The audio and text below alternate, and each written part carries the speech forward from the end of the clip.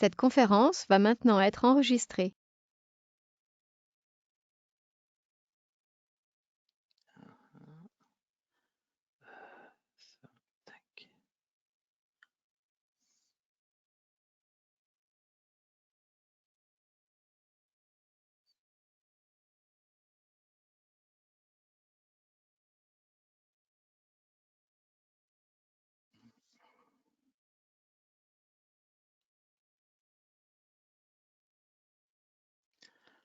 So the agenda is here. So I think that Mark is connected. Yes. Mark, yes. So please, welcome to you and for the meeting. So thank you very much, David. Thank you everybody to be there for this huge meeting. Dear RIDE2RAIL participants, I thank you for your attendance today for this RIDE2RAIL first stakeholder meeting organized by UIC. I hope that you are all safe and your families too in this difficult period. I'd like to thank also in particular Mr. Yves Perial, who is the coordinator of Shift2Rail Innovation Program for IP4, to introduce also this RIDE2RAIL meeting after me. This year also is the year of the European Year of Rail. As a series of events, this initiative will promote rail as a sustainable, innovative and safe mode of transport. And the European Commission will be glad to show some amazing projects and implementations concerning customer services and also multimodality. Transportation multimodality or intermodality depends on the word of rail transport with all other transport modes is a primary UIC objective in 2021. It is one of my major objectives of this year, especially in the field of ticket integration. Beginning of last year, UIC signed a memorandum of understanding with IATA to foster the cooperation between air and rail industry. In 2021, work in monthly common UIC IATA workshops to ensure the complementarity and seamless multimodality with air transport. Concerning local transportation, UIC and UITP signed a memorandum of understanding 2 years ago. Local transport as buses, trams, bikes, sharing companies collaborate with us in some UIC distribution and ticketing groups. We have the same objective to reach the integration of ticketing. Car transportation and car sharing companies in RIDE2RAIL project complete perfectly ongoing UIC collaboration with all transport modes.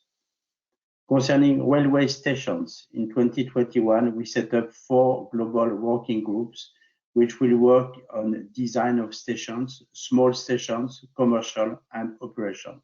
I'm sure there could be also some cooperation with them.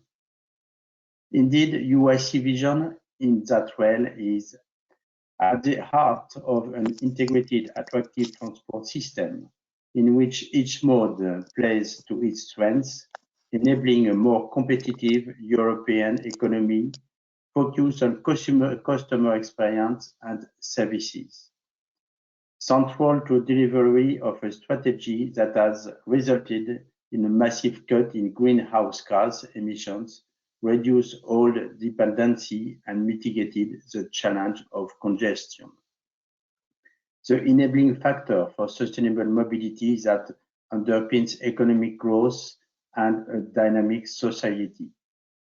The UIC rail community is seen as a global expert in the design, construction, operation, and maintenance of a world-class rail system. UIC is at the heart of the rail standardization and is pushing for coherence of standards with other transport modes to shape the future mobility.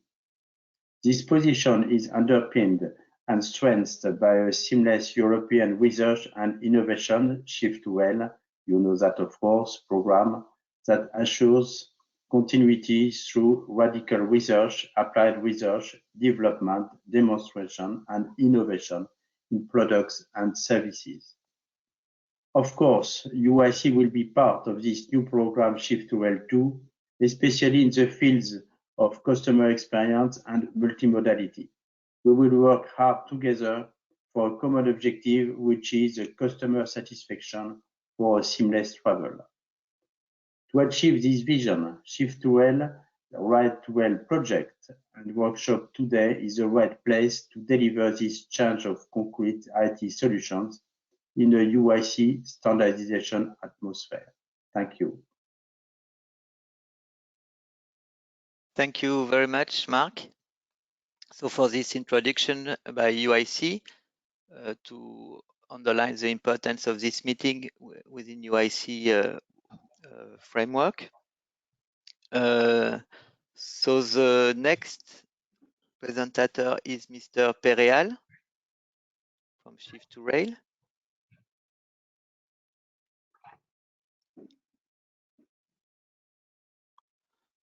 So, Mr. Pereal, are you here? I can't see the name on the participants list.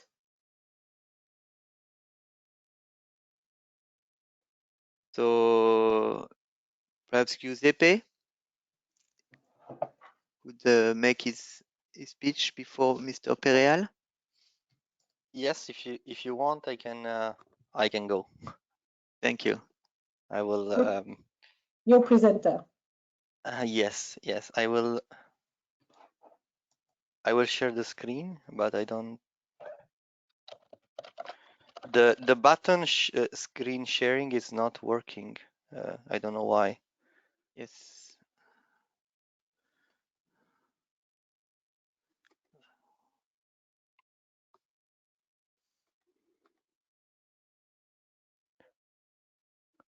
Christine? Yes, Yes. I think I put you as a presenter. Yeah, exactly. I should have presenter rights because otherwise I cannot share the screen. But if you don't, well, if you want, you have the presentation already. So no, it's okay. You're a presenter now. Sorry. That's okay. I am present. So you see my screen now? Yes. Yes. Okay. So I will also try to put my camera on so you can also see me. Fine. Okay. I'm going to put the presentation.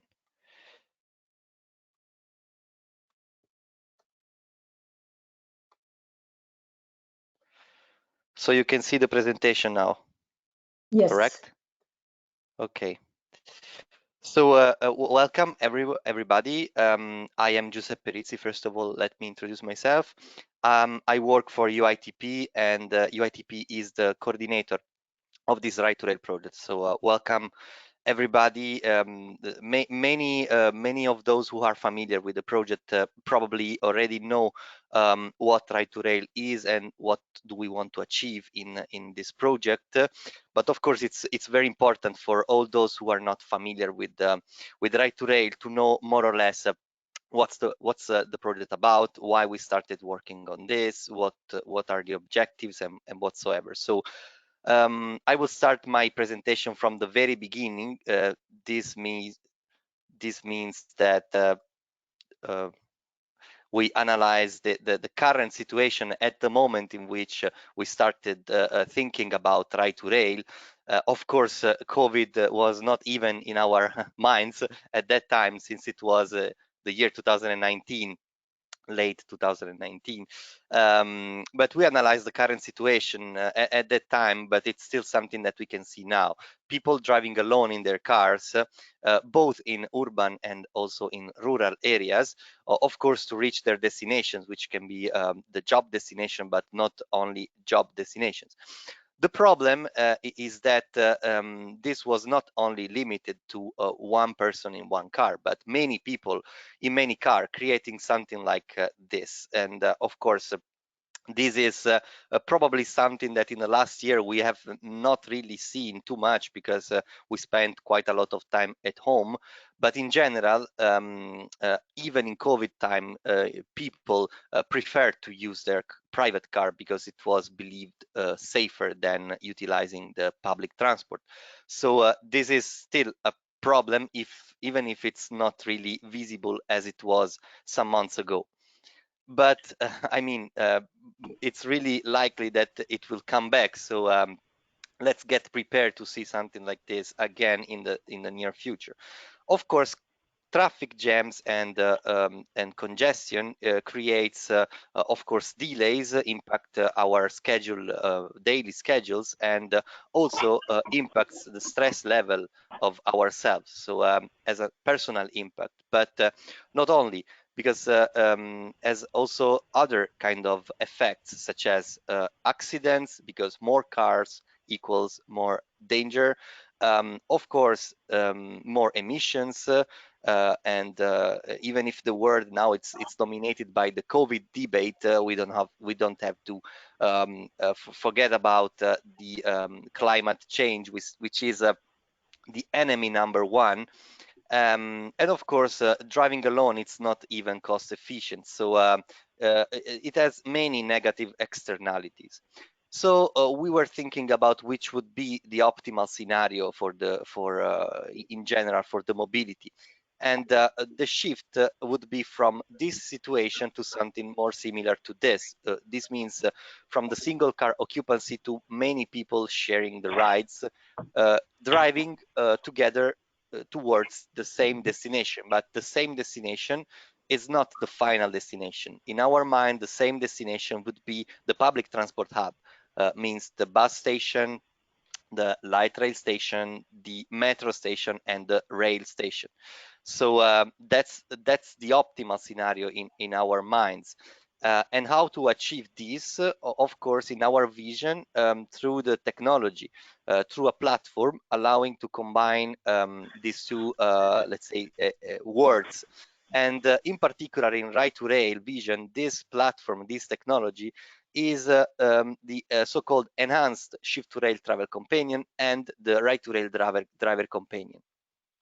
Which are the objectives of the project? For sure, to encourage carpooling and ride sharing as complementary for public transport, and also to enhance the performance of the overall mobility system, reducing, of course, the congestion and the environmental impact, increasing also the safety levels, and reinforcing the mobility offer in rural and low demand areas. Because when we analyze the situation in Europe in particular, we saw that many cities have a problem of connection between the rural areas and the urban areas. So this means that for many people, driving is the only option. How we want to achieve these objectives: creating a framework for combining flexible and scheduled transport system, and also offering a multimodal and integrated travel planning, booking, ticketing feature, allowing software components and a tool to choose and compare services across a set of criteria. And of course, as the final bullet point, we will bring recommendations for replicability. Which are the impacts of the project? The first one is to increase the number of passengers using public transport, increasing the connection with the rural areas, reducing pollution, and of course proposing additional criteria to travelers for their decision making when they plan a trip. And KPIs will be defined and monitored to measure the impacts.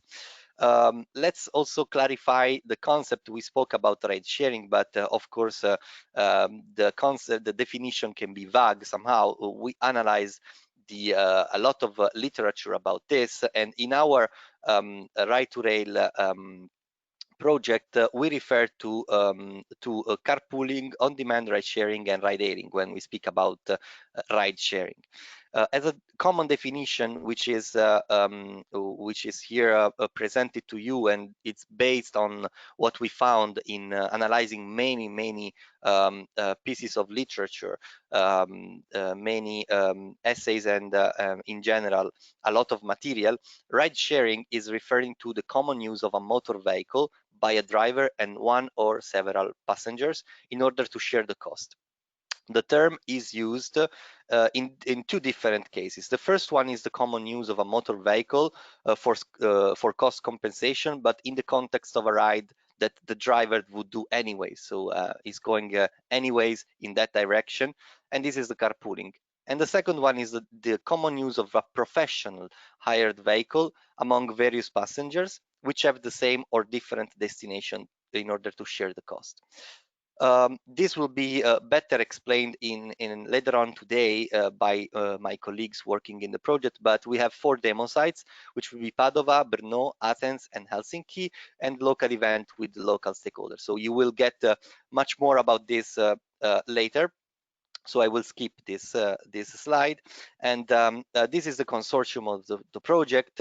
We have 17 partners from 10 countries all around Europe, covering different fields of expertise in this sector. We have association, university, research centers, IT companies, operators, consulting companies. So it's quite broad consortium.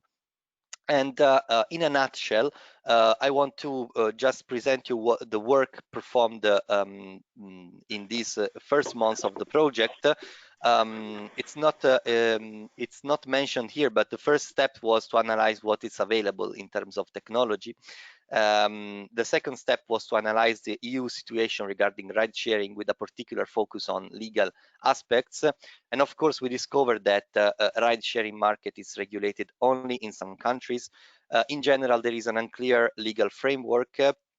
Some platforms are banned in some countries. In some countries, taxi drivers are protesting quite a lot because of so-called unfair competition. So this was included in a deliverable that we produced.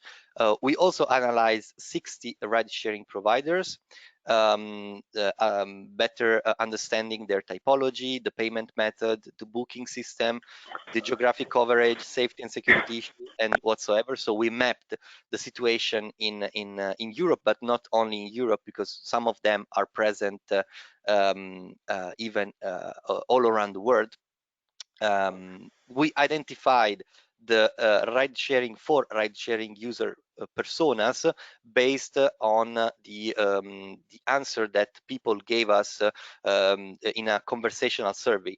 As you can see here, we performed 2 conversational surveys with around 1,200 people in order to understand which are their behaviors when they share the rides and what's their opinion about ride sharing, but also about multimodal travel offers that let us identify offer categories, user preferences, incentives, and also 7 user clusters based on their utilization of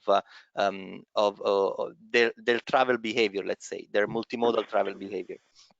After this, we mapped the ride-sharing TSPs and the ride-sharing travelers criteria in order to understand which are the key aspects. And we discovered that for both categories, TSP and travelers, operation, convenience, cost, time, and safety are the most important aspects. After this, but it's still an ongoing process, we are planning the demos, and we defined the KPIs to be monitored during the demos. So what's next? It's my final slide. As an outcome, we develop the RIDE2RAIL modules, which will be better explained later on, and are the offer ranker, the crowd-based CSP, the driver companion, and the agreement ledger.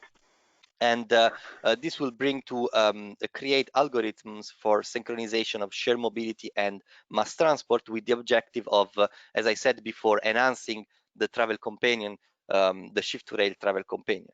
And this will be demonstrated in 4 European locations. And as I said, evaluation and impact assessment will be performed. The project is scheduled to end in May 22, but discussion is also ongoing about a possible extension. So what we suggest you to is to go on our website for getting any, you have here the website, to get any insights about the project and of course, you can subscribe to our newsletter, follow us on the social media, and also download and read many of the documents that I was talking about before. So thank you for the attention. Thank you, Giuseppe, for this description of our project, RIDE2RAIL. So we will have time to ask questions at the end of the meeting.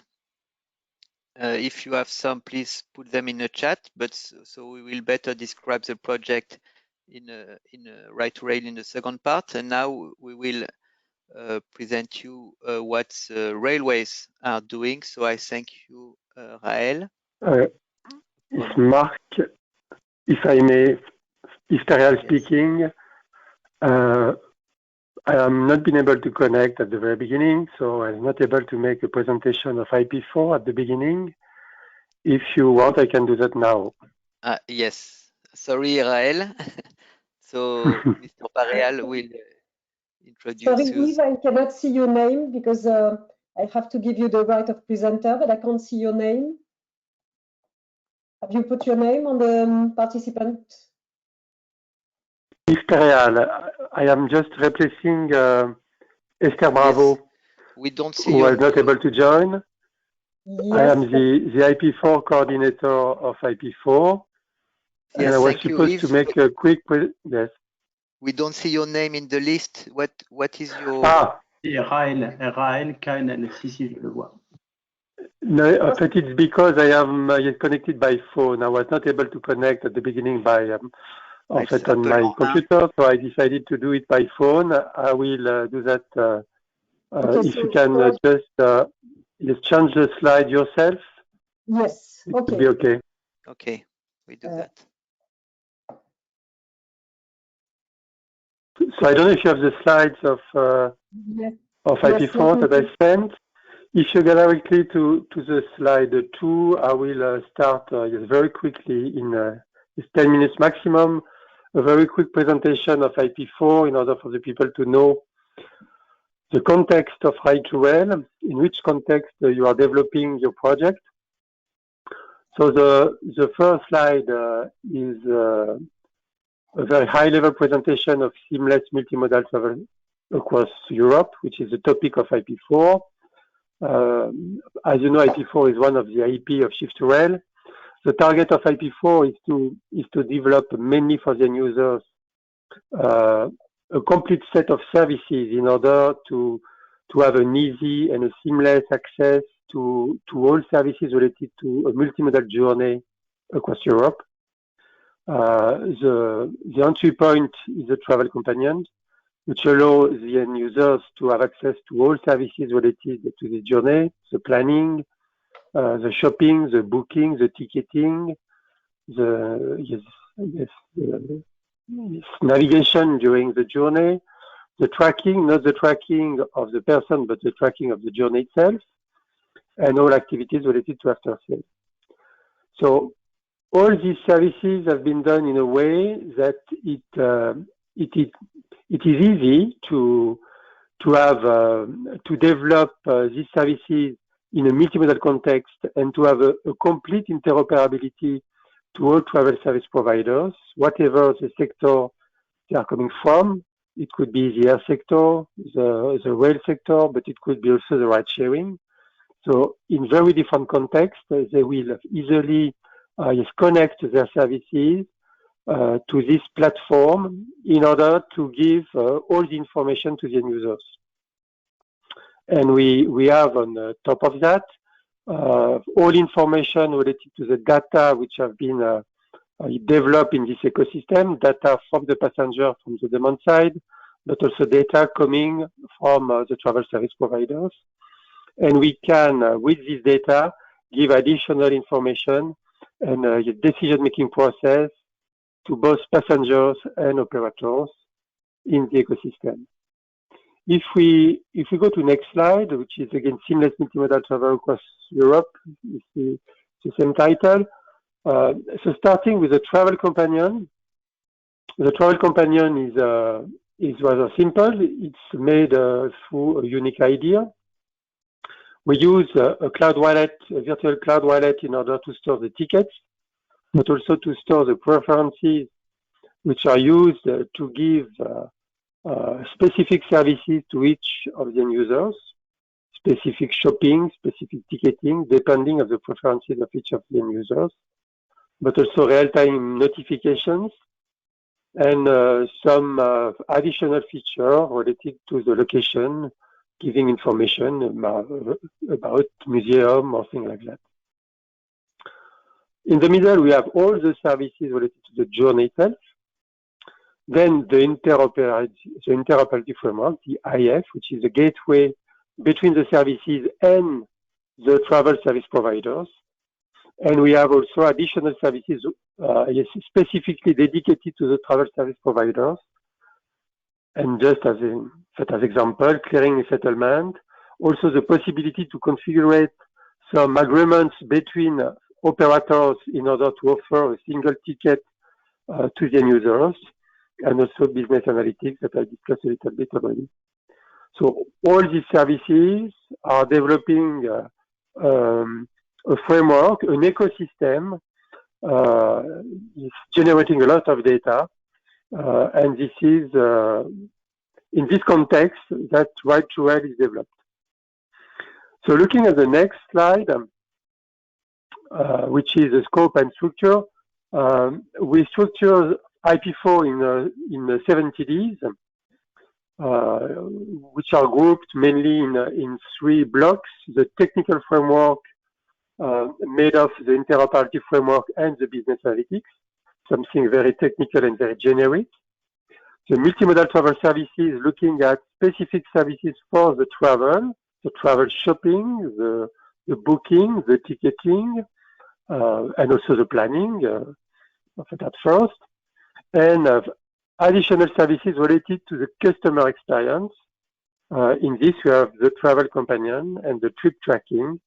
So all information specifically dedicated to one specific end user.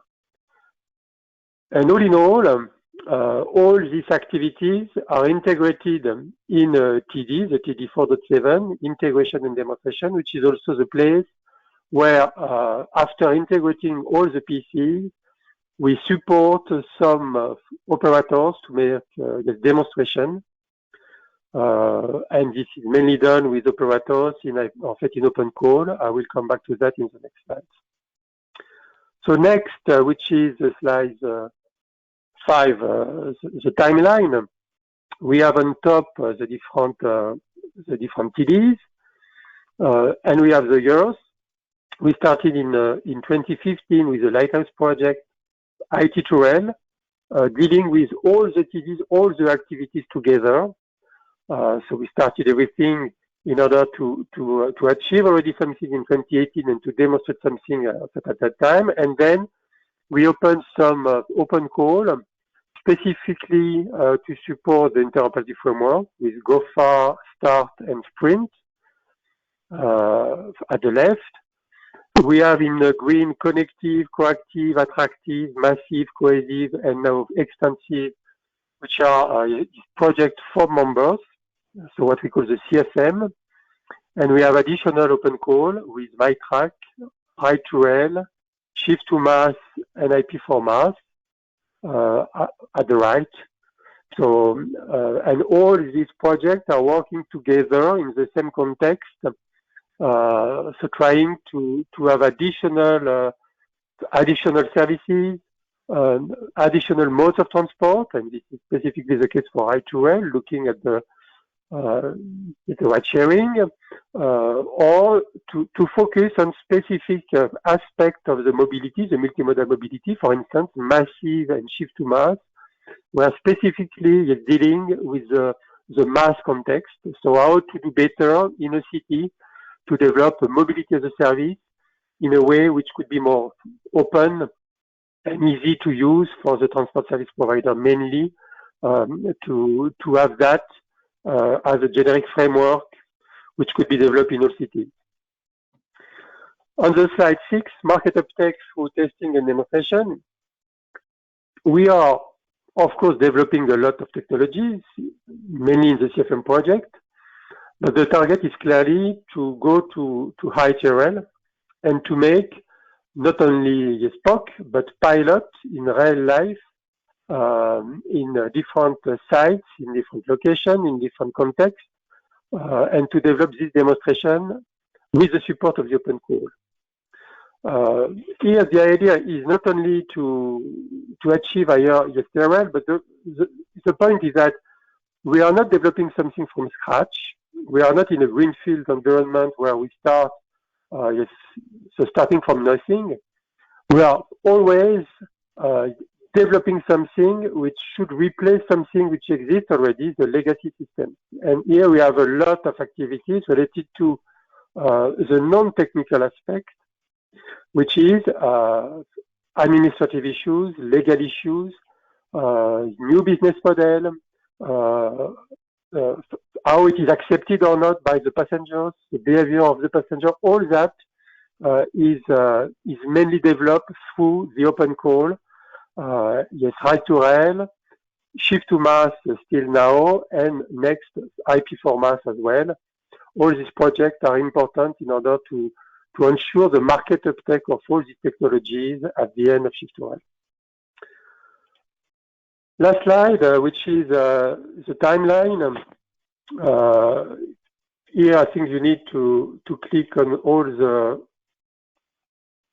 slides. So in 2018, it was the end of IT2Rail.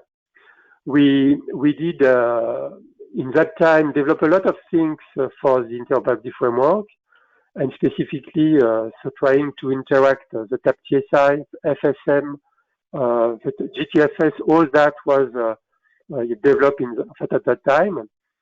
We also tried to develop rules, processes, and governance for the interoperability framework, which is a key asset of the development. And we had this InnoTrans 2018 in September 2018, where we started to show the outcome of the IP4 development. In 2019, we started to look at the mass. It was the first activity related to mass concept. And we focused at that time mainly on the comodal travels, where we have a multimodal travel, but with different tickets, because the contracts with each operator are different. And then we need to store in the cloud wallet of the travel companion different tickets. This is the comodal travel.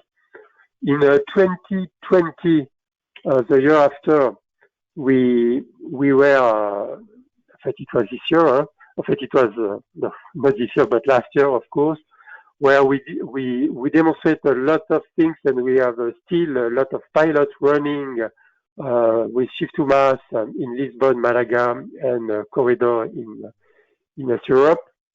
And we demonstrated the connection of a third-party application, the legacy applications, so within this IP4 platform. In 2021, so now, this is the start of RIDE2RAIL. So we will have a lot of activities on that subject, and to analyze also the regulatory and behavioral aspect of this multimodal transport service marketplace, the business logic, new business model, and response of passengers. And in 2022, it will be the end of this story, at least for Shift2Rail. Maybe a follow-up in the next Rail GU, we'll see.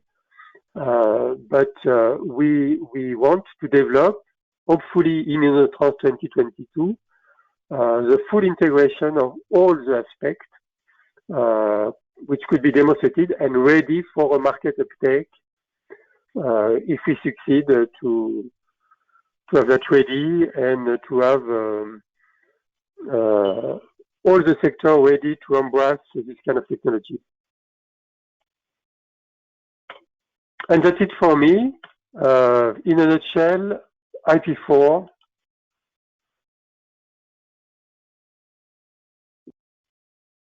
If you have any question, I am ready to answer to any question before to let you continue the discussions. We keep the question for the end of the meeting, if it's okay for everyone, because we are short of time, like most of the meeting. I thank you very much, Mr. Pareal, for this presentation of Shift2Rail, and with who organize all this integration of rail within Europe.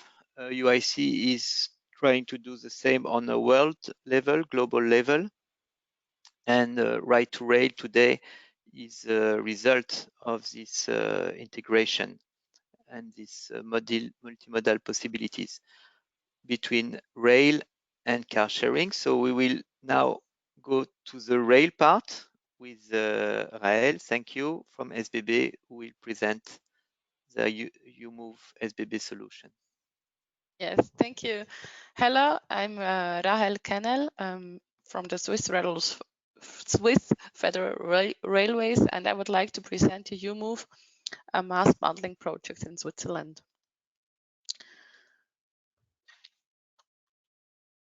So at the beginning of 2019, we at SBB had an idea how we can improve the mobility in the cities, especially for city dwellers.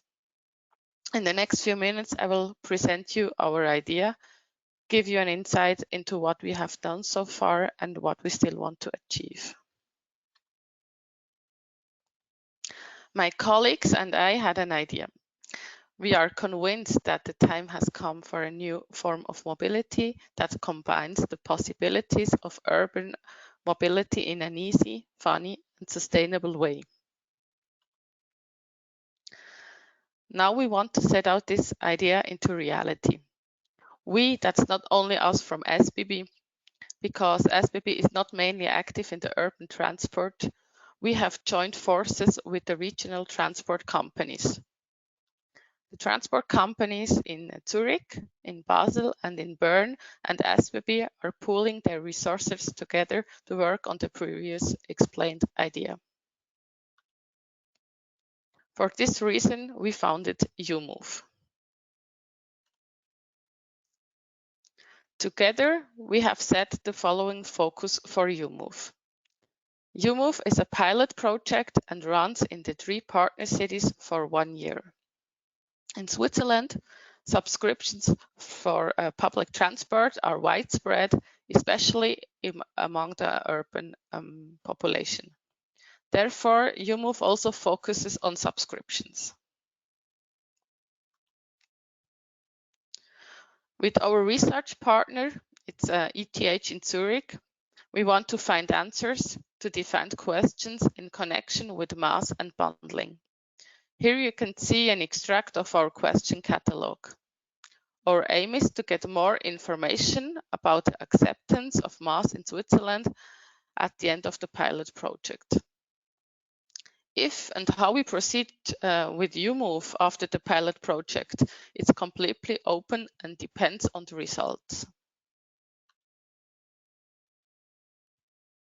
Our ecosystem of UMove is based on 4 categories. First of all, the public transport partners of UMove, the 4 cities. Second, all the mobility service providers, which we have already integrated. The third one is our software provider, Trafi, from Lithuania. And fourth, it's the ETH Zurich for the research part. Let's have a look at our product. First of all, the app represents the key to urban mobility, which includes a variety of transport modes. Our product are the bundles. With UMove, you can get access to e-bikes, e-scooters, car sharing, and public transport. UMove provides you also with timetable information of public transport, route planning, buying a PT ticket, and booking a vehicle. Let's have a closer look at the app. On the first screen, you can see a choice, or you can choose your city where you are. On the second screen and on the third screen, you can see the overview of all integrated mobility options in a city. Each dot represents an option. On screen 4, this shows you the details and allow you to open a desired vehicle directly when you stand in front of.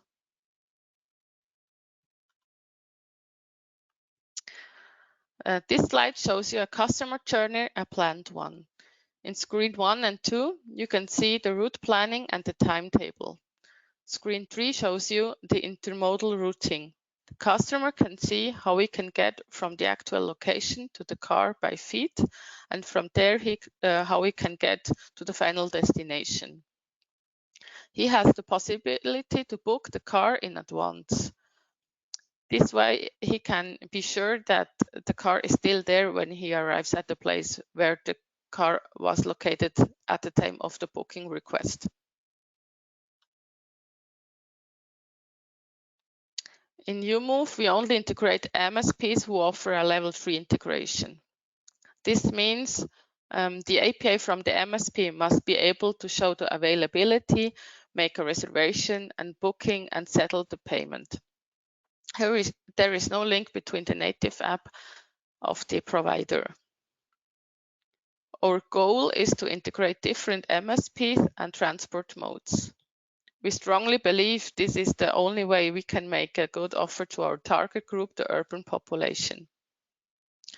In Switzerland, we have the challenge that not all MSPs are active in the 3 cities, and there are not so many MSPs in Switzerland available. As I said, the products of UMove are the mobility subscriptions. Here you can see the current subscription of Zurich and Basel, and Bern they will follow in 2 weeks. The aim of UMove is to create an attractive and simple multimodal mobility offer for city dwellers, which lead to leave their own car more often or not using it at all. For this purpose, different mobility subscription will be developed and tested on the market during the year of our pilot. This slide shows you how the subscription looks like in the app. Every subscription customer sees whenever he wants how many free minutes he still has left. When he has used up all his free minutes, he can use UMove in pay-per-use mode. The subscription will be automatically renewed by 13 days if the customer has not cancelled the subscription by himself in the app. What we reached so far. In early September, with the go live of UMove in Zurich, the media wrote about our pilot project. Furthermore, we were awarded as a top 5 project in our section of the Austrian Traffic Club.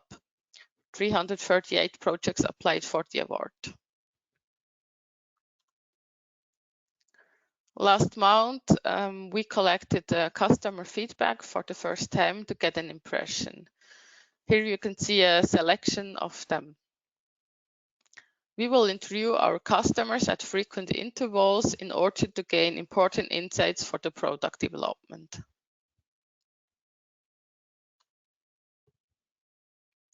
Our next steps. First of all, we would like to prepare the launch in Bern, which will be in 2 weeks, around February the 16th. We also want to design new bundles for Zurich and Bern and bring them to the market. It will be also necessary to integrate further MSPs, like a bike sharing or a micromobility. And we're preparing the marketing campaign for spring, and hopefully it will be better. The COVID situation will be better at this time, so that we can start in spring with a big campaign. Here, when you're scanning the barcode, it will take you directly to the UMove app in your app store. And feel free to download our app, try it and rate it. And we're looking forward to your feedback.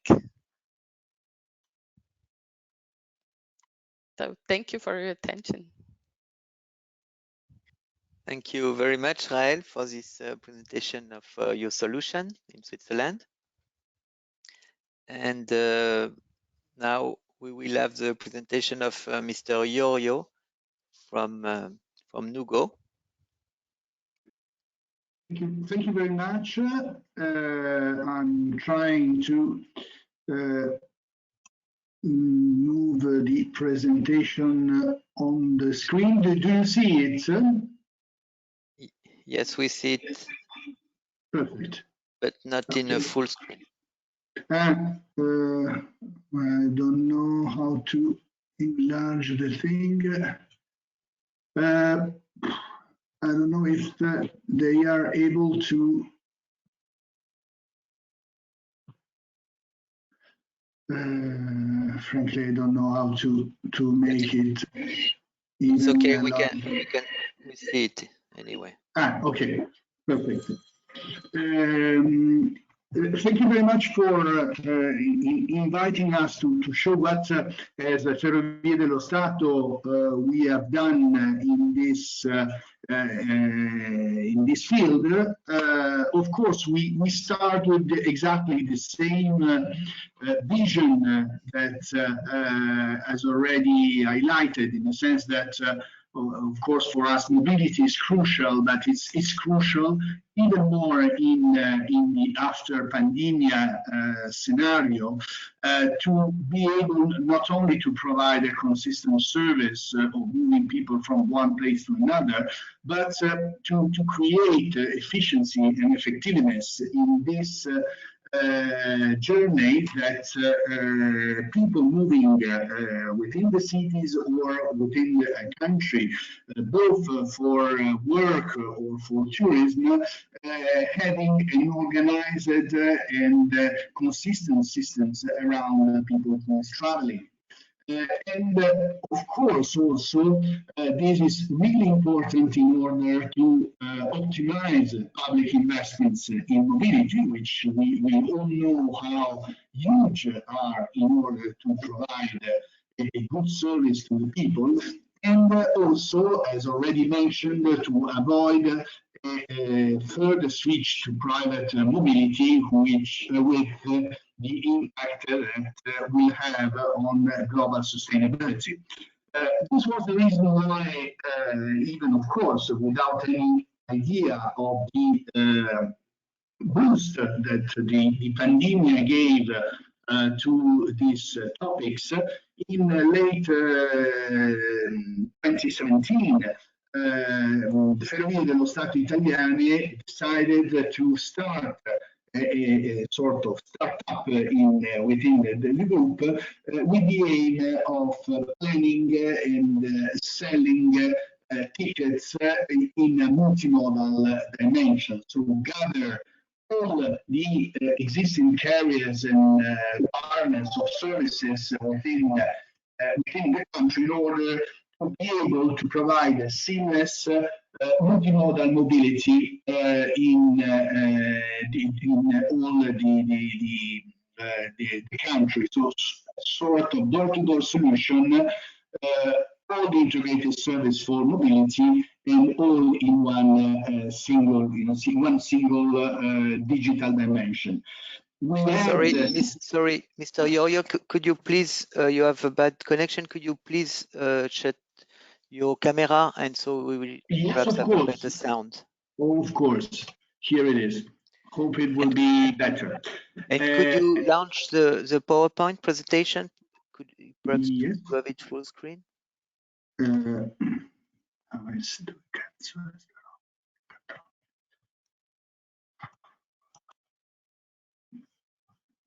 Yes, it's okay. Very good now.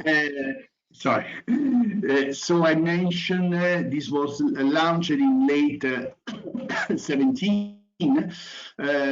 We already had gathered the existing carriers in multimodal mobility in the country, and we are working on the local ancillary services to the traveler and destination. The aim, of course, is not only to gather together the services, but to have, of course, a journey planner which allows to find the ideal path for each needs of the traveler, but also a travel companion who could be able to assist, to inform, support the traveler during his trip, including also all the matter that the pandemic has pushed in order to security, excess of gather of people, etc., etc. And the next step will be also something which, of course, is very important in Italy, being one of the most important travel destination in the world, to be able to be a support also for travelers, for tourists, in order to suggest events, services, and improve all the experience that the people can have on site. Everything, so it will be gathered in terms of info on one side, what service you need, ability to purchase these services, artificial intelligence that works in order to create a consistent proposal, which includes, of course, all the system of trains, ferries, buses, etc., and we will see after in a couple of hours my colleague of the innovation in the Ferrovie dello Stato Italiane, the initiatives in terms of pooling and RIDE2RAIL that are being testing in the country in order to include also these kind of initiatives and features within our platform, together with the capability of providing service on demand, but by our partners. As I mentioned, as far as today, our current offer, which is of course limited to the Italian nation, is already including all the system of mobility on ground, iron, rubber, and water. The end-to-end services like sharing, renting cars, taxi, parkings, etc. And we are developing, we already had on hotels, events, museums, etc., and other local services and ride sharing are on the in order to be included. And the model is something which is really devoted to the travelers, so there are no fees for the travelers, and there's just a fee on distribution on the carriers that provide the specific services that are bundled and organized in the proposal that we do to our client. And as I mentioned, we still focus both the area that are relevant for Italy, so of course business commuting and production, let's say, activity, and on the other side a very special look to holidays, to travelers and tourism as a whole. We think, and we are working, trying to answer 4 more topics, I would think, crucial in our business, which are, of course, the customer expectation in the new dimension that is following the ramp up of the digital utilization amongst people in all the sector, but of course, especially in the mobility. And of course, the issues on environmental sustainability, which are absolutely relevant, and this gap between the abundance of mobility offer in urban areas compared with the lack of, or relative lack of option in inner areas. And of course, RIDE2RAIL is already one answer in this sense, and one aim to overlap these infrastructural gaps. And this is specifically true for the Italian environment. There are a lot of small SMEs, new activities, etc., in the service at destination, but as far as today didn't have any visibility on larger market, especially in tourism. And so it's really important, I think, that this kind of process would allow also, would give market and visibility to these people, together with an evolution which I think is underlying the world of transportation, which move from the first stage of just selling your proper services, and so in a dimension of station to station, when we consider the rail business, including then some ancillaries which are we try to sell in case, to a much more integrated model, which of course, as I mentioned, door to door, so include all the mass experience that we have, enlarge the services to really match the experience and the journey that the traveler has to do. And I think that also a very important tool in this respect would be going even beyond working on inspiration and assist to the people during their travel, which could be a very powerful tool also for inner areas or destination in order to enrich the attractivity of their territories. So this is the aim that we are trying to follow up and to build up this activity. Of course, when you travel to Italy, you have to download the app and use it. One last thing, I'm really I do really agree with the presentation of RP4 that has been done before, because I do think that really federation and inclusion of all these different initiatives that we have developed on a European basis could be a concrete response, both in terms of the gap we have as Europe in digital dimension, in digital industries, compared with other countries, and also in terms to assure the European citizen consistent services and also respect of the rules of privacy, of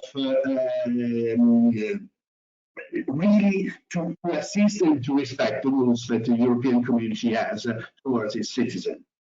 Thank you.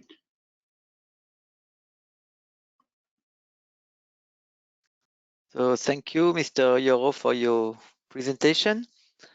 We are ahead of time, so perhaps we could have now some questions, perhaps from the audience in the chat. I see one to you.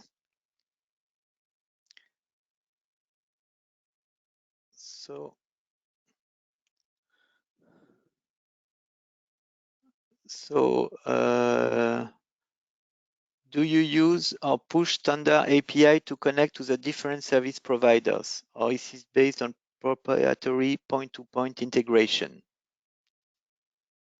So do you see the question, Mr. Yoyo? Your microphone is... Yes, frankly, I didn't see in the chat anyway. No, we do a complete integration in the systems with our partners in order, I'm talking about mobility, so in order to be able to match completely all the features that the partners give in terms of place reservation, number of seats available, etc., etc. Real-time, of course, schedule and running of the train and information for the customer, while we are using API, or in the first step, even when it's really complicated, sort of white label in order to include ancillary service at destination. For instance, it's really complicated to include in the platform museums, events, etc. And so we had this joint venture with Musement in order to include the offer of experience on sites as far as today in a sustainable way, because of course the main issue is the cost of integration compared with the very low margins on transaction, and especially mobility, the very low ticket value that we sell. So I hope having an answer to the questions on what is the approach. Yes, thank you. Another one is in which cities Nugo is available now today? Is available in all the cities in all Italy in terms of information, and it's available at 80% of the cities in terms of selling the tickets. So I mean, if I'm traveling from Milan to Naples, I'm able to buy or to have a plan, the journey planned together with the local transportation in Milan, local transportation in Naples, the trains that link the two cities, etc. And also to sell the tickets. If I go to Reggio Calabria, for instance, I don't have yet the full integration with the Reggio Calabria local transportation, so I'm able to sell the Milan tickets, the ticket trains, and give information on the time schedule, where can buy the last mile ticket of the local transportation in Reggio Calabria. The point is in those issues of cover, all the country is very tough because the local transportation companies are very fragmented in Italy, and they don't have, they are low degree of digitalization, and even when they are digitalized, normally they have lots of different providers, which makes not easy at all and not cheap at all to make all this integration. But as far as today, we have already giving all the planning information to every citizen in Italy. And we are working with the government in order to push a sort of standard of communication of API, let's say, that could enable this work to be much easier and affordable. Thank you. I don't see other questions in the chat, so thank you very much, Mr. Yoyo, for this Nugo presentation. Thank you to you. We could have now the next presentation from Eurecat, from Mr. Christian Consoni. Yes. Yes. Yeah. I cannot share my screen. Okay, we give you the. Yes, you can now. Okay. Okay, can you see my screen now? No, not yet. Yes, we can see it now. Okay. So thank you for being here and to this presentation. I will talk about mainly what is the product of work package 3 of the RIDE2RAIL project. That is the Shift2Rail travel companion enhancement. So as of now, within the IP4 ecosystem, we have an application for Android phones, which is the attractive, cohesive travel companion. You can see a screenshot here. This application is being used in demo sites of other shift to mass of other IP4 project, like for example Shift2Mass. And I wanted just to activate my webcam as well. And it's currently used in Shift2Mass pilot. So you see that this application is an application that the user can utilize to plan his or her trips. So, for example, it has a search functionality for which you can insert your starting destination and your arrival point, and it will show you some possible ways to go from point A to point B using, in this example, public transportation. As you have seen in the previous slide, you can insert several preferences. For example, which mode of transport you want to use. Here is the detail of a trip within the city of Lisbon, where a Shift2Mass pilot is being conducted at the moment. And in this example, the user is proposed to walk and then use a bus and then metro. And you can see the proposed trip on a map as well.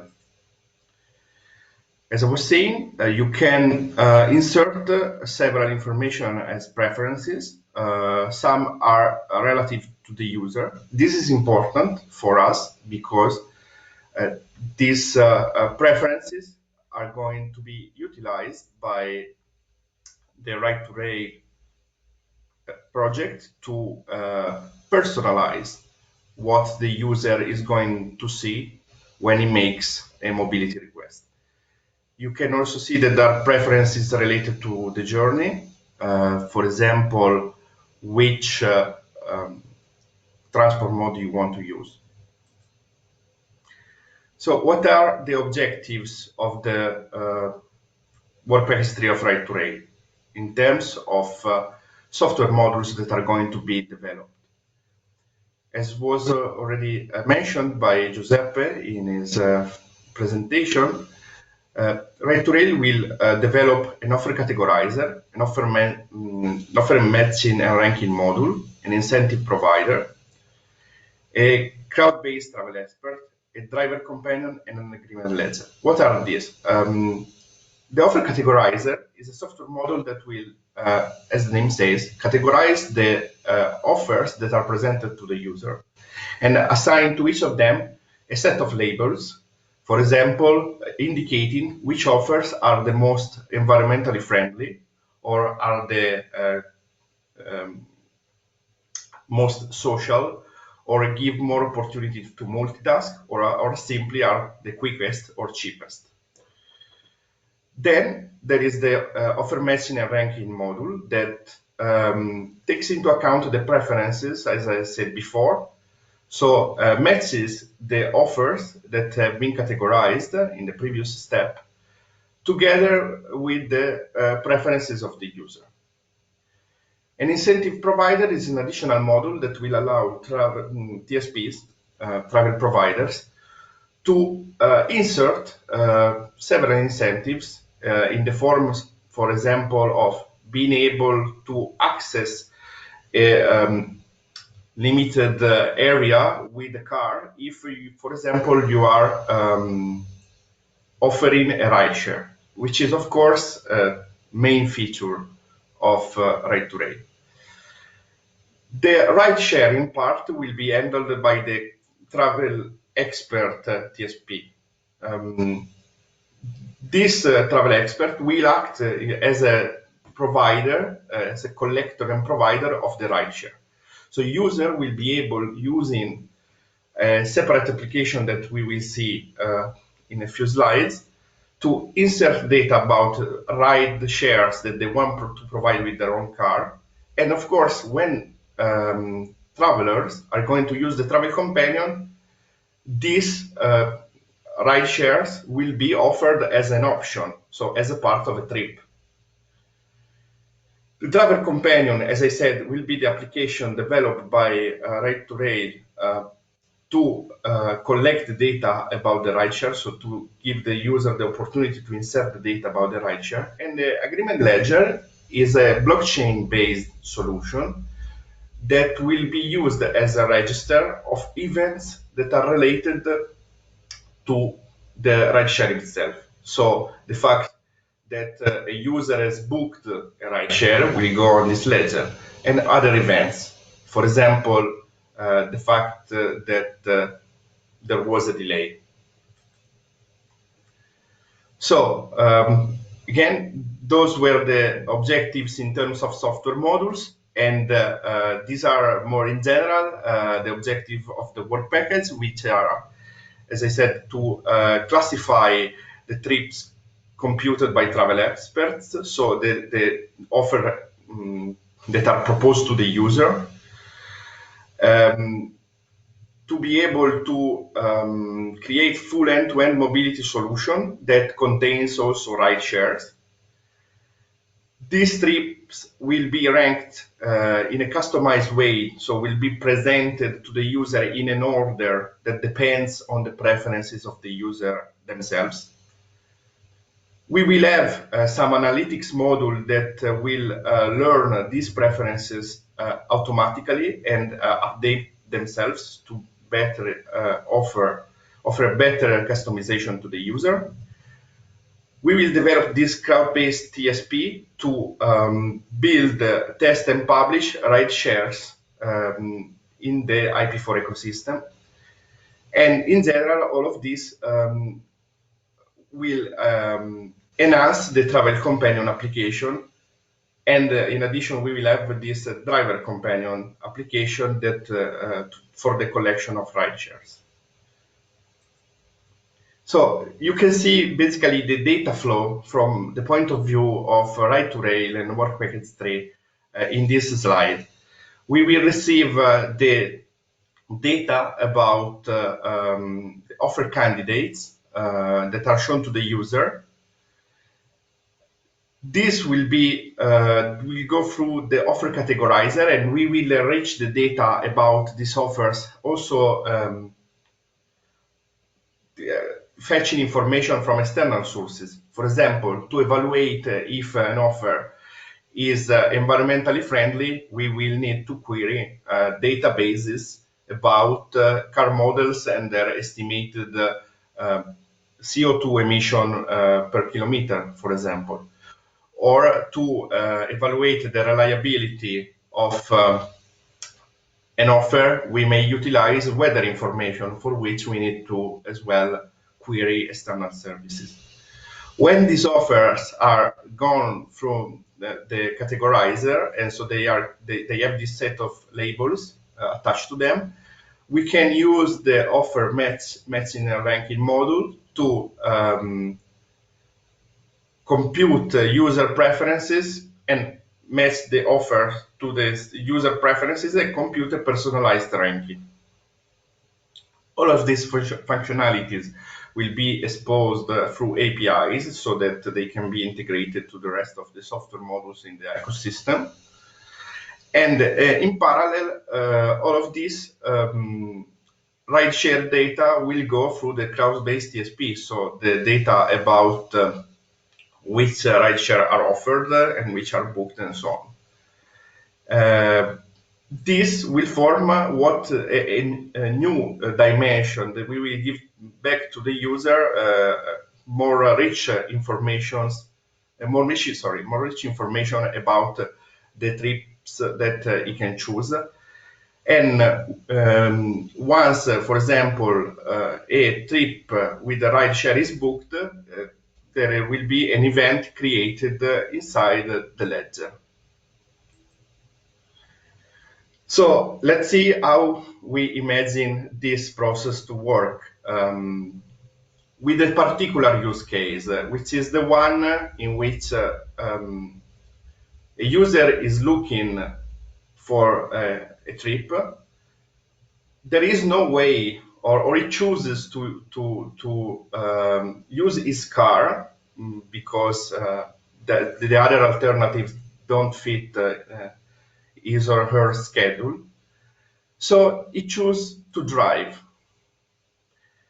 What we envision is that the travel companion will let the user know that he has the possibility to become a driver in the sense of offering this trip as a ride share.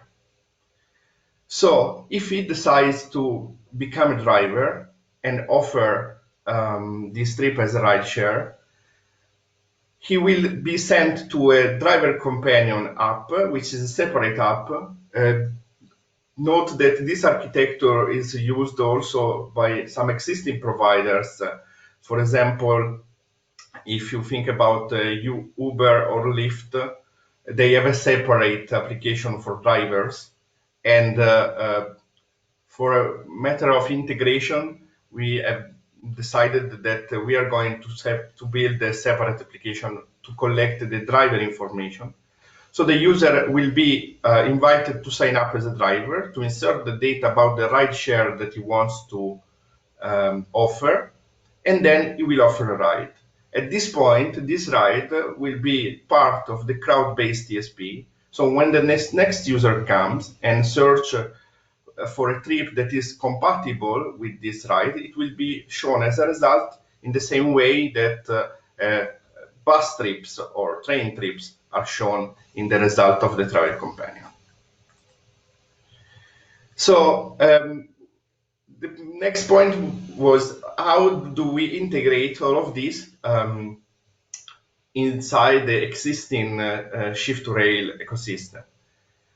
And I give you a little bit of hint that already we will not be able to add this functionality directly to the existing travel companion, but we will develop a separate application. In particular, there are other travel companion applications available. So MyTrack has developed their own travel companion, and then there is a social car, a project, another European project that developed a travel companion solution for ride sharing, and we will reuse this software since it's open source. Within RIDE2RAIL, in particular Work Package 2, all of these possible solutions were analyzed, and all of them use a thin client approach. So basically, the logic of the applications is always in the backend, and what the user has on their phone is basically an interface. And we have evaluated that the best solution for us is to go with the social car to develop the driver companion. So, in conclusion, we will develop this enhancement to the Shift2Rail travel companion to enable green, personalized, and effective car sharing. We will reuse the output from previous project, that is social car, to introduce our contribution. And then we will keep this code open source and documented to make it reusable and extensible in future initiatives. So thank you. These are my contacts if you want to reach out, and I'm available for questions. Yes, thank you, Mr. Consoni. We have now 5 minutes. Perhaps you could answer some questions from the audience, because you developed one of the core product of RIDE2RAIL project. Is there any question?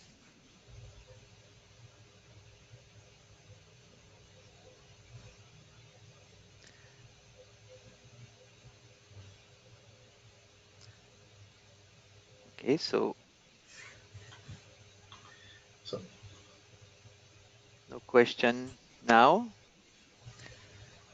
So we could have a pause now, but just before it, I'd like to ask all the audience to open the camera, so to see each other, and so we could make a picture for the social medias.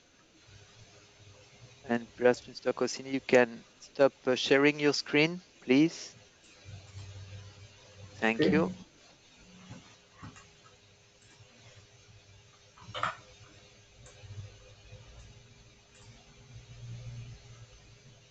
Thank you, everybody.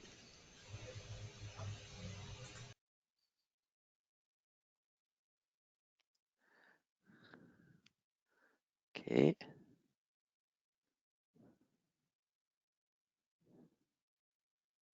Thank you. Christine, is it okay? Yes, it is. Okay. So thank you very much for this nice picture. What time do we reconvene, please? Yes, what time are we back? We could be back at 10:40 in 17 minutes. I put it in the chat. So we meet again at 10:40. Thank you.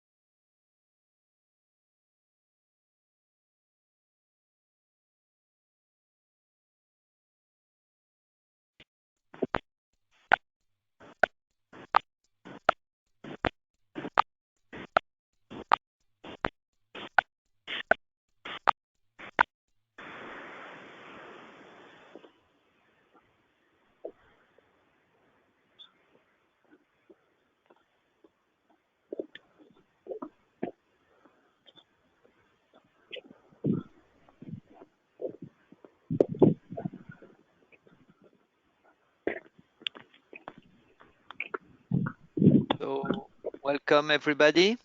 It's 10:40. We will come back to the meeting. So we will have now the presentation of the RIDE2RAIL demo sites. And first, an overview from Mr. Vaghi. So please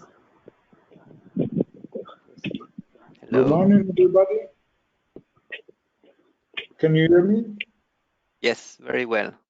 Thank you, David. Good morning, everybody. I'm Carlo Vaghi from Fit Consulting. We are WP4. That is the work package devoted to RIDE2RAIL to coordinate, plan, monitor, and execute the 4 demonstration. WP4 is one of the hearts of the project because it receives the technical input as described by Christian Consonni before and releases it, the results monitoring to the evaluation process that will come afterward. Before leaving the floor to the demo site responsible, let me introduce them. We have 4 demo sites. The first is in Padua, 20-kilometer area, mobility app tested with rural commuters integrated in the Nugo FS app that you saw before. We have a number of KPIs already established and planned for each demo site. Those are those for Padua. These are for Brno. Brno is the second demo site in South Moravia region. The goal here is to encourage rural commuters to share vehicles for reaching public transport. The third is, sorry for the screen view. I don't know why shifting to the presentation, the font is enlarged. Anyway, the third is Athens, a 20-kilometer air rail corridor. Here, the goal is to encourage carpooling in the metro station that stands between the airport of Athens and the city. And finally, Helsinki demo sites is based in Vuosaari area, that is a peri-urban area. Here we have the novel concept of the RoboBus, that is an automated shuttle bus tested in rural areas, and that has to be integrated with the tree planning app for accessing rail. I'm leaving the floor to each demo site, starting from Padua, and of course, me and my colleagues are open for questions and for any contacts. Thank you.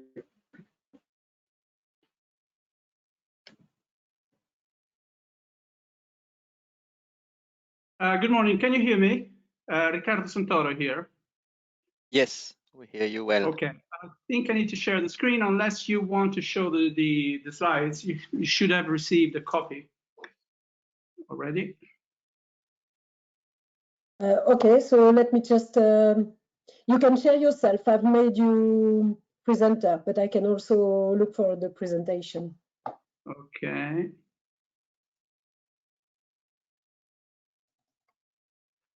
Perhaps, Christine, perhaps the best is that you present the slides. You're already set up, and I would simply ask you to move to the next one when we're ready, okay? Yes. All right.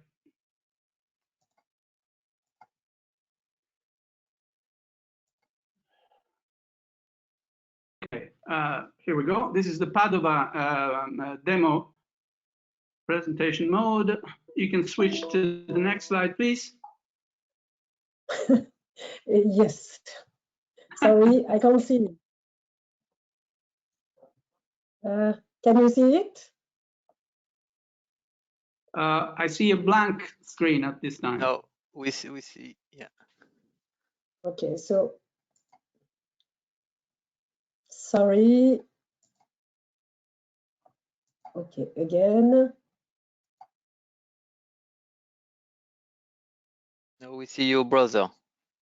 Not your brother, but your You're right, internet. because I'm doing what I should do, but I don't know why I can't do it.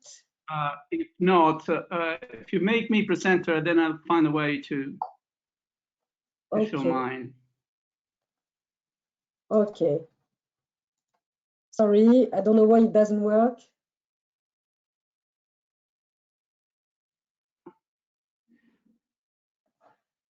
Well,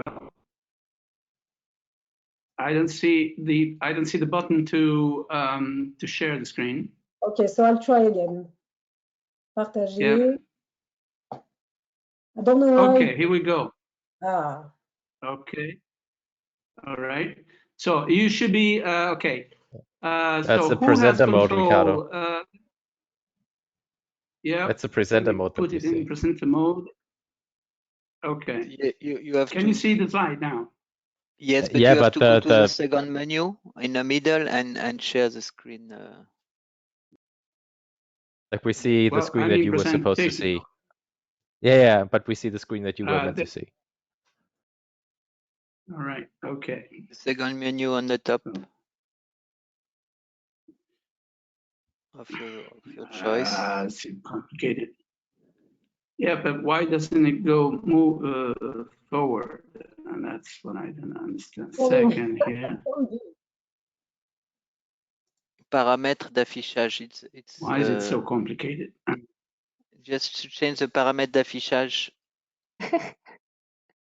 Stanno tutti incastrati. Yes, but okay.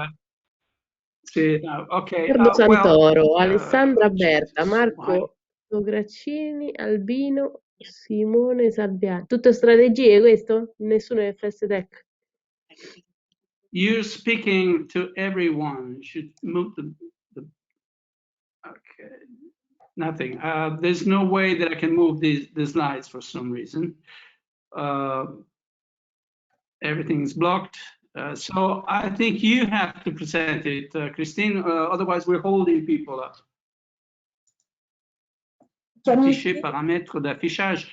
Yes, you go to. The problem is that I cannot click on anything. Everything is blocked. So please, you share the screen, and I will talk over the slides.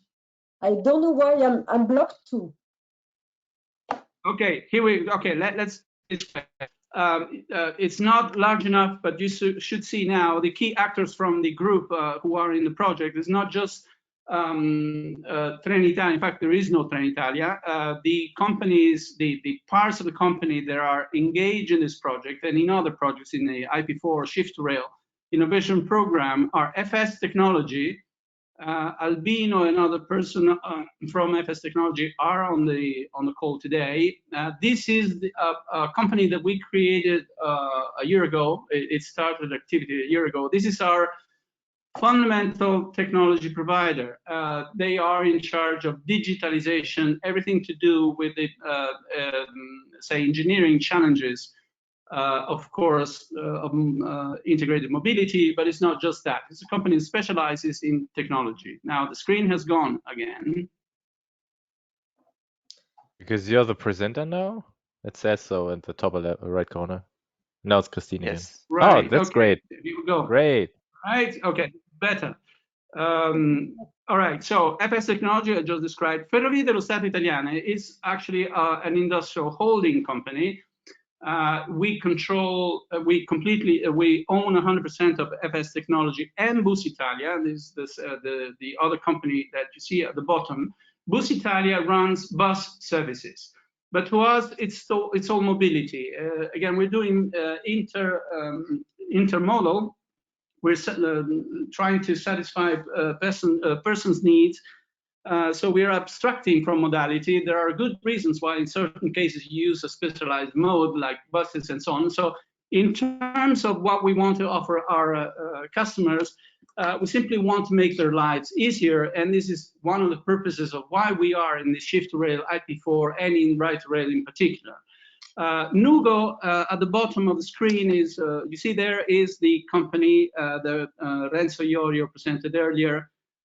He described what kind of thinking goes into it. It is not unlike what the lady from the SBB, the Swiss lady presented. There are some interesting differences and so on, but that is the goodness of this. You know, we are experimenting with different models on how to solve persons' problems. We're not interested in ticketing per se, or integrating ticketing per se. We're interested in getting people to their destinations and in fact to their activities, which is what we want to experiment with in the Padua demonstration. So I'll move to the next slide. Hopefully you should see that happening on the screen.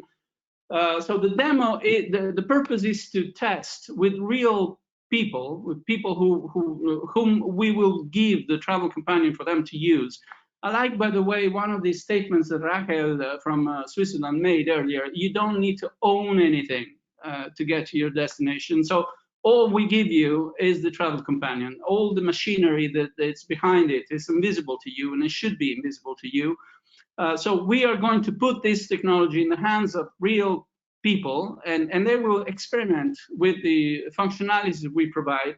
The purpose is to receive feedback. So it is a demo side in the sense that we show what we can do, but we also expect to gain a lot of insights from the actual use of the people who use this technology.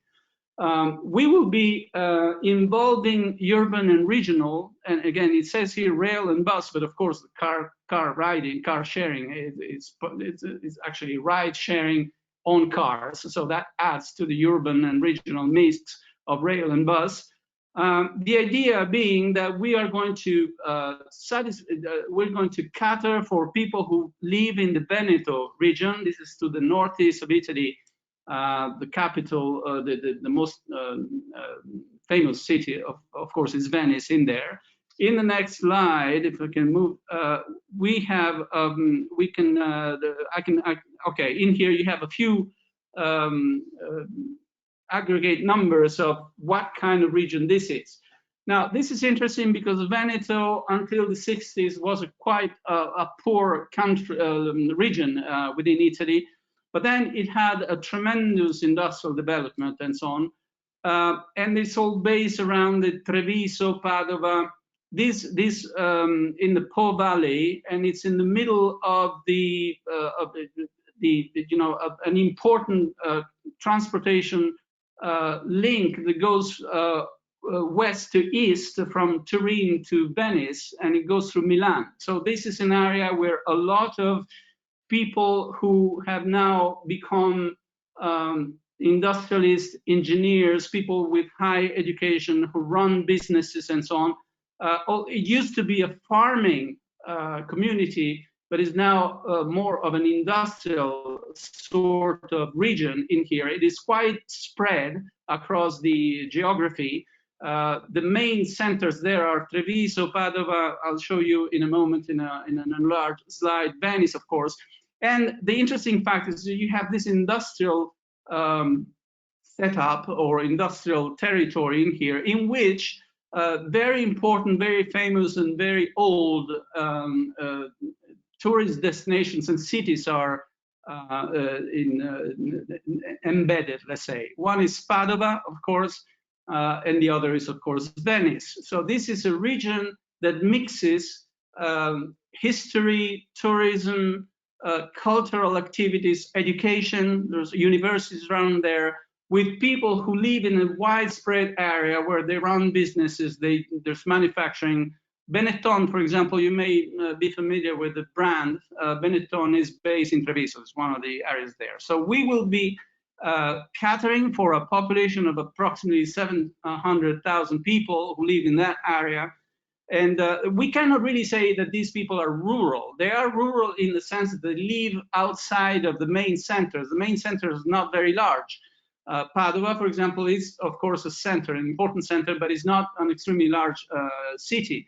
So people don't live all concentrated in large towns, but they live around in the surroundings.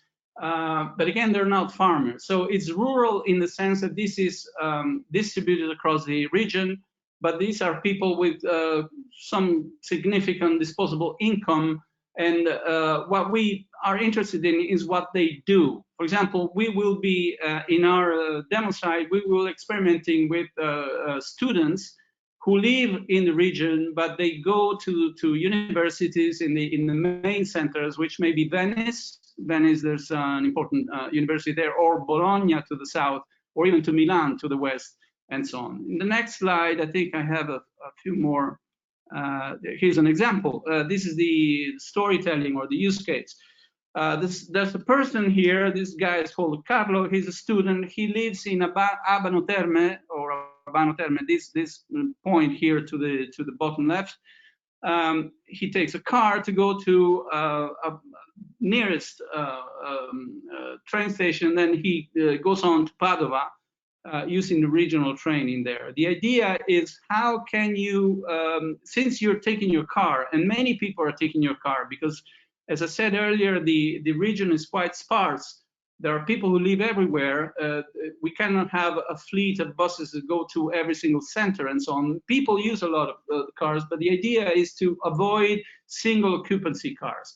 So if Carlo is going to the station and then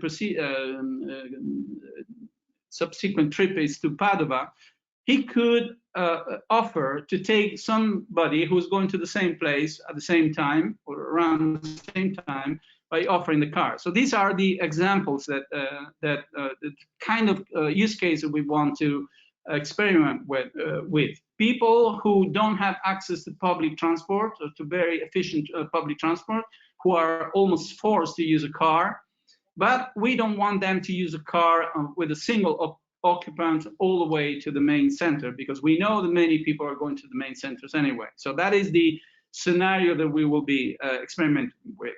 We are now at the implementation phase.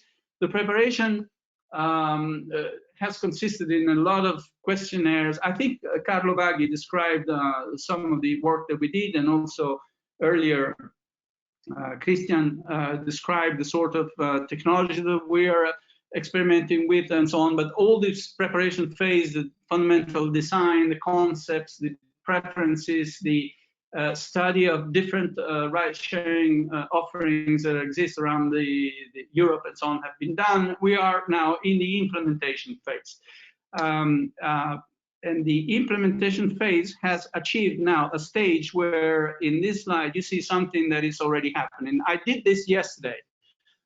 Although the use case said Abano Terme to Padova, I was experimenting with something else. This is an example. You see Venice is here. This is Venice in the middle of the lagoon.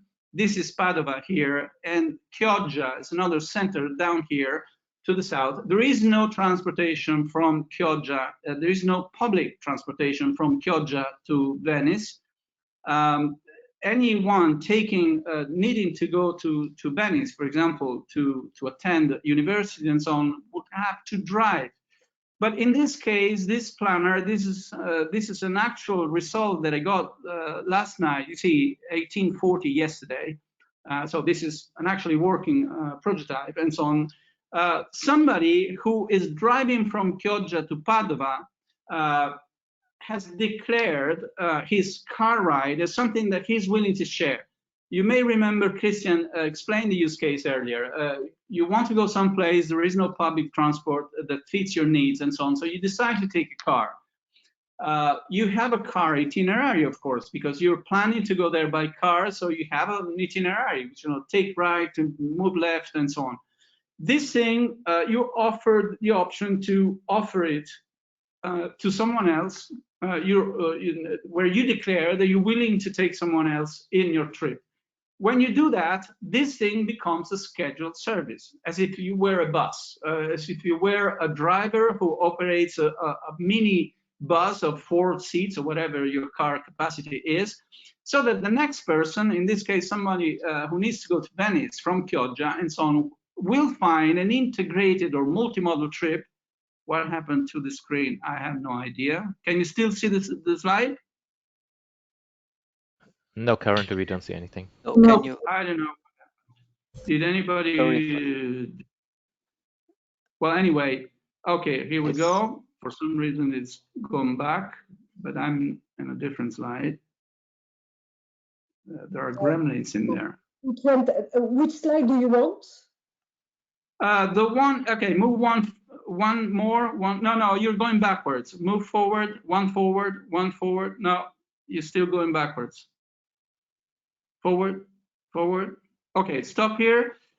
No, okay, stop here. So you see here that somebody who needs to go to Venice now finds an integrated multimodal trip that takes him on a car share, ride with Joe Driver here. The name of the driver is Joe Driver, okay? He's going to Padova and then taking a Frecciarossa. You see down here in this box is labeled Percorso. This train is a Frecciarossa. It's a high-speed train coming from Rome, as you say, but we'll be stopping at Padova in time for you to pick up, to switch from the car to the train, so you get to Venice and you take 1 hour and 34, in all. When doing this exercise yesterday, by the way, the date, although I did the planning last night, the date is actually 2 years back, because we're using data from a couple of years before we cannot share this data, so we're using let's say the data that is obsolete, so that we don't get in trouble with owners of that and so on. But it's an example, and it shows you, for example, there is more work to do because the guy only has 4 minutes to catch the train. This I realized it yesterday. So this sort of experiments that we're doing also give us indications of how we need to improve. But the end result, as you see, is that we're mixing a car share with a high-speed line, and that is coming from somewhere else. So the guy reaches the destination, and we're serving this area around the main centers, which are Padova, Venice. There is not much here. These are quite sparse centers in here. Again, high revenue, people who are educated and so on, not precisely rural. So these are people who are on the move, who need to move, but they don't have much access to service. That is why we chose Padova to experiment with that. I think I can stop here because there's another slide, but it only says some aggregated numbers. If Christine, if you can move one slide forward. Okay, these are the numbers. So we're targeting 50 users to give us feedback. Again, I think Christian also mentioned that we will be collecting information. This is an important side effect, let's say, that we want to exploit, because if we discover that many people go from Chioggia to Padova, according to that itinerary that I showed you earlier, well, we may decide to put a bus on that line there and so on. So the collection of the data, monitoring what people actually do would help us to better plan our services. You see some aggregated numbers in here. The group of the users are university students who need to go to Venice. They have been already contacted. 500 have been contacted and in surveys and so on. And so these people are ready to go as soon as we have something to give them to test. That would be the end of my presentation. Thank you very much. Thank you, Mr. Santoro. So we can go to the next presentation, Mr. Burniszek from Brno. Yeah, the first time a perfect pronunciation of my name. Yeah, I'll try to turn my camera, and yeah, I'm still not able to share my screen, so I need probably the rights. Yes.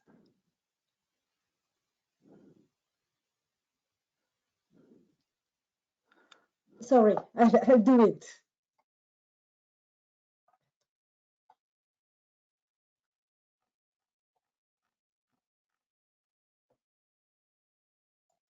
No, the button is still gray. Yes, now, yeah, yes. now it's Here okay.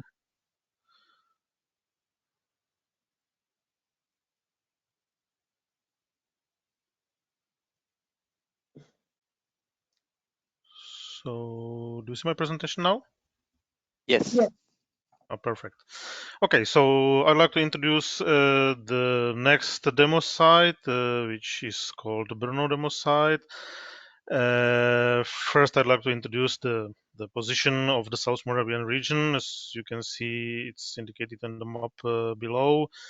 Brno itself is the second largest city of the Czech Republic, with around 500,000 of inhabitants, of course, demanding the public transport services.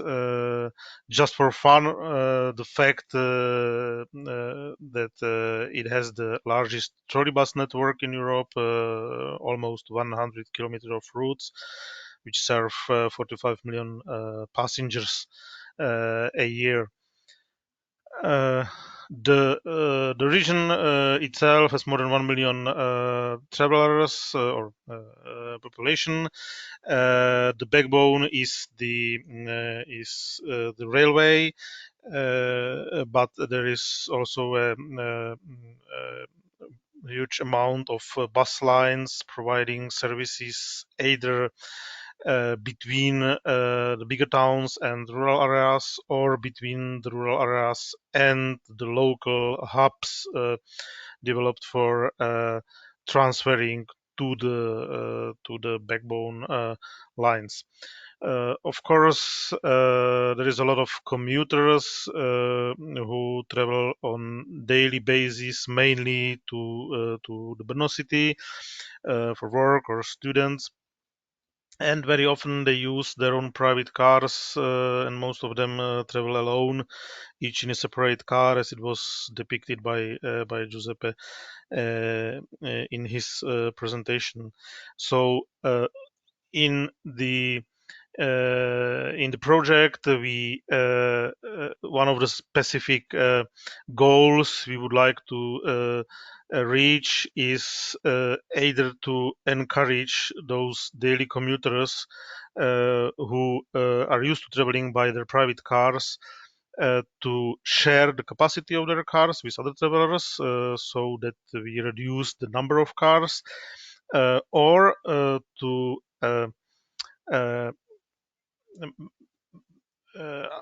let's say, to convince them to consider the possibility that if they have a comfortable transfer option, they don't need to travel the whole trip by their own car, and they can switch somewhere to the public transport for at least a part of their trip.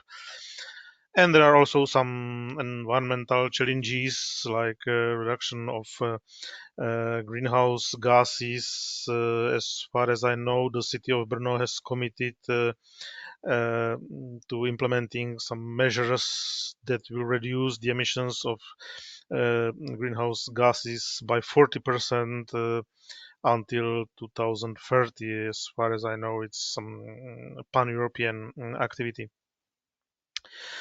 Of course, it's the demo site is led by Oltis, which I'm representing. There is also University of Žilina involved in the demo site, and thanks to the letter of support, we have involved Cordis. Cordis is the authority responsible for organizing the public transport within the entire South Moravian region. So thanks to their involvement, we can organize the demo site within the entire region or wherever we choose. Originally, we described in the project proposal that we would like to focus to the northern part, north from Brno, but when we started working on the project, we investigated the current situation and changes that has appeared in the meantime, and we changed the plan. So the map, which is now displayed, indicates one typical case. So we would like to focus on commuting from the district of Znojmo city, the local bigger city, and people around this local city. Many of them travel daily to Brno for work. It's altogether about 4,000 people a day.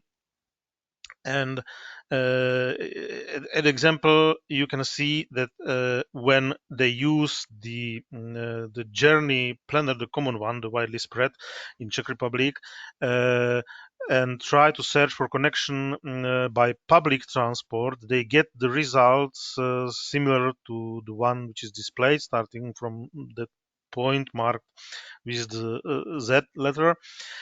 So they are offered with traveling first to the local bigger city, local center, and then to use the second connection from Znojmo to Brno.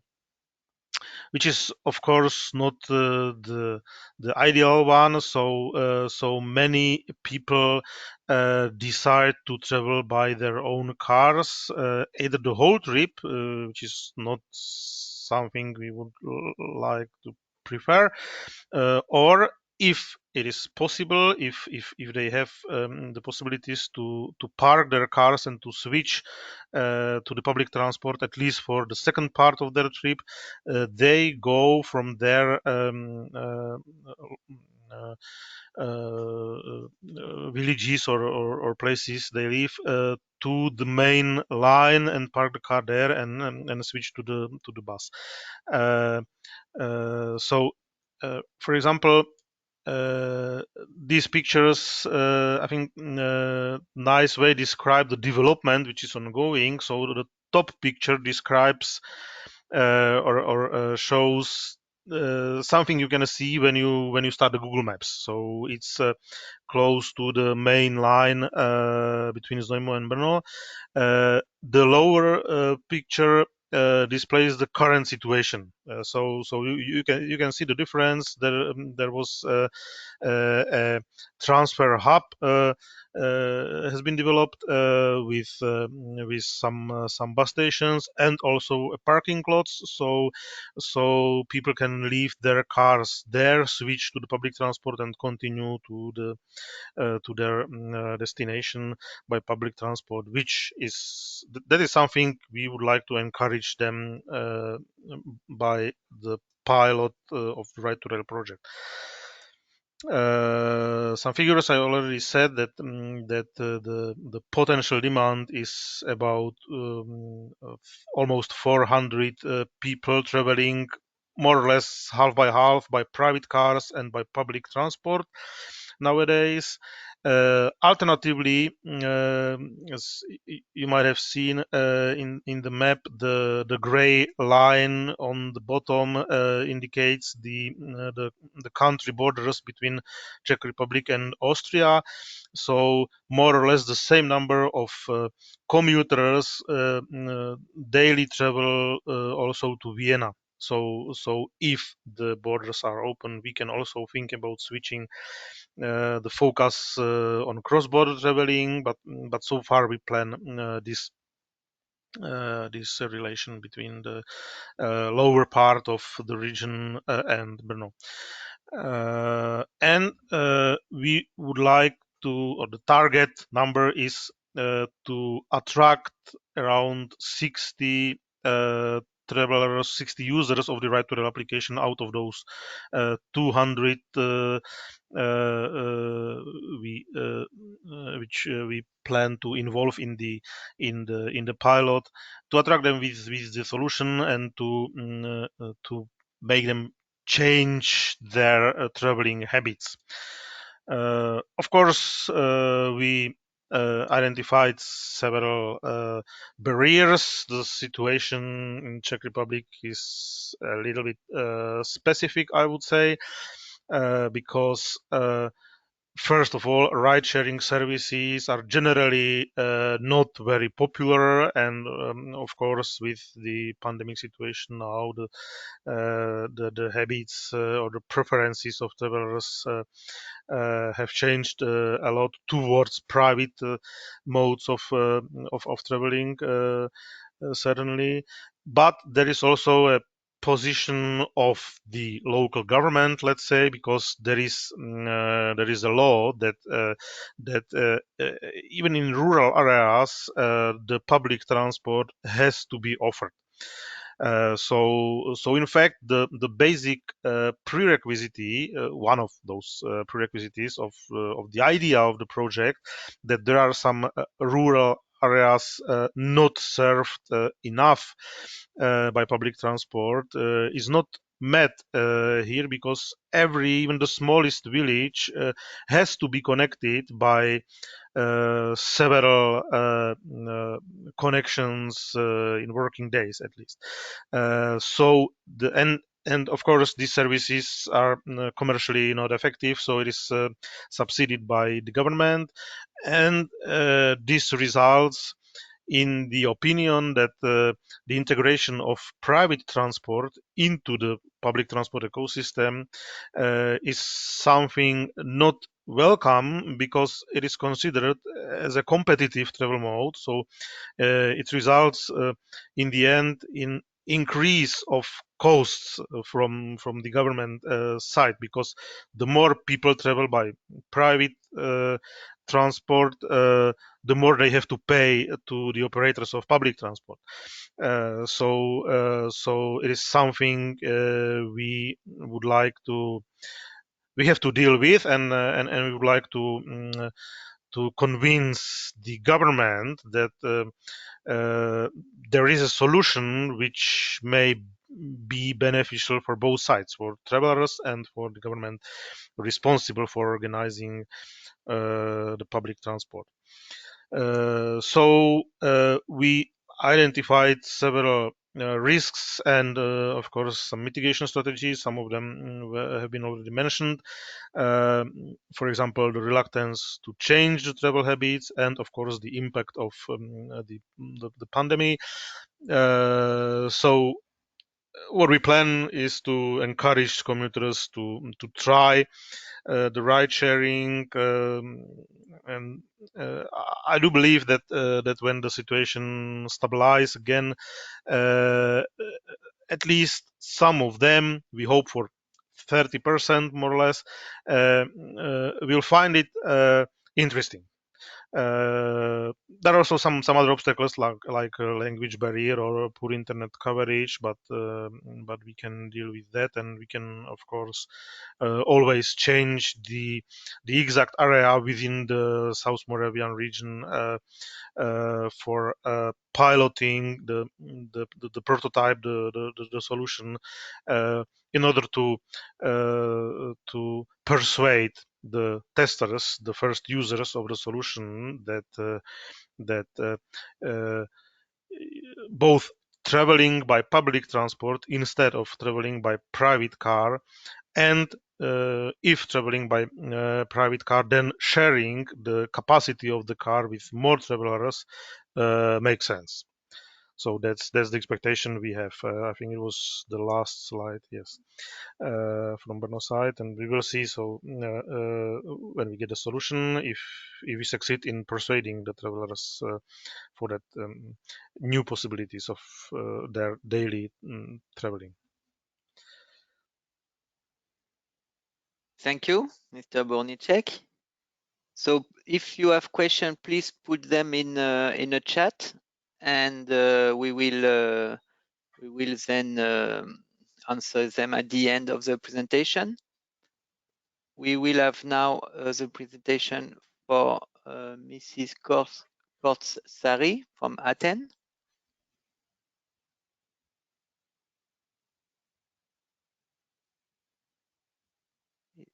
Yes, we cannot hear you yet.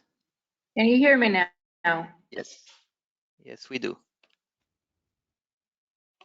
You should, yes. Can you also see my screen? Yes, it's not full screen yet.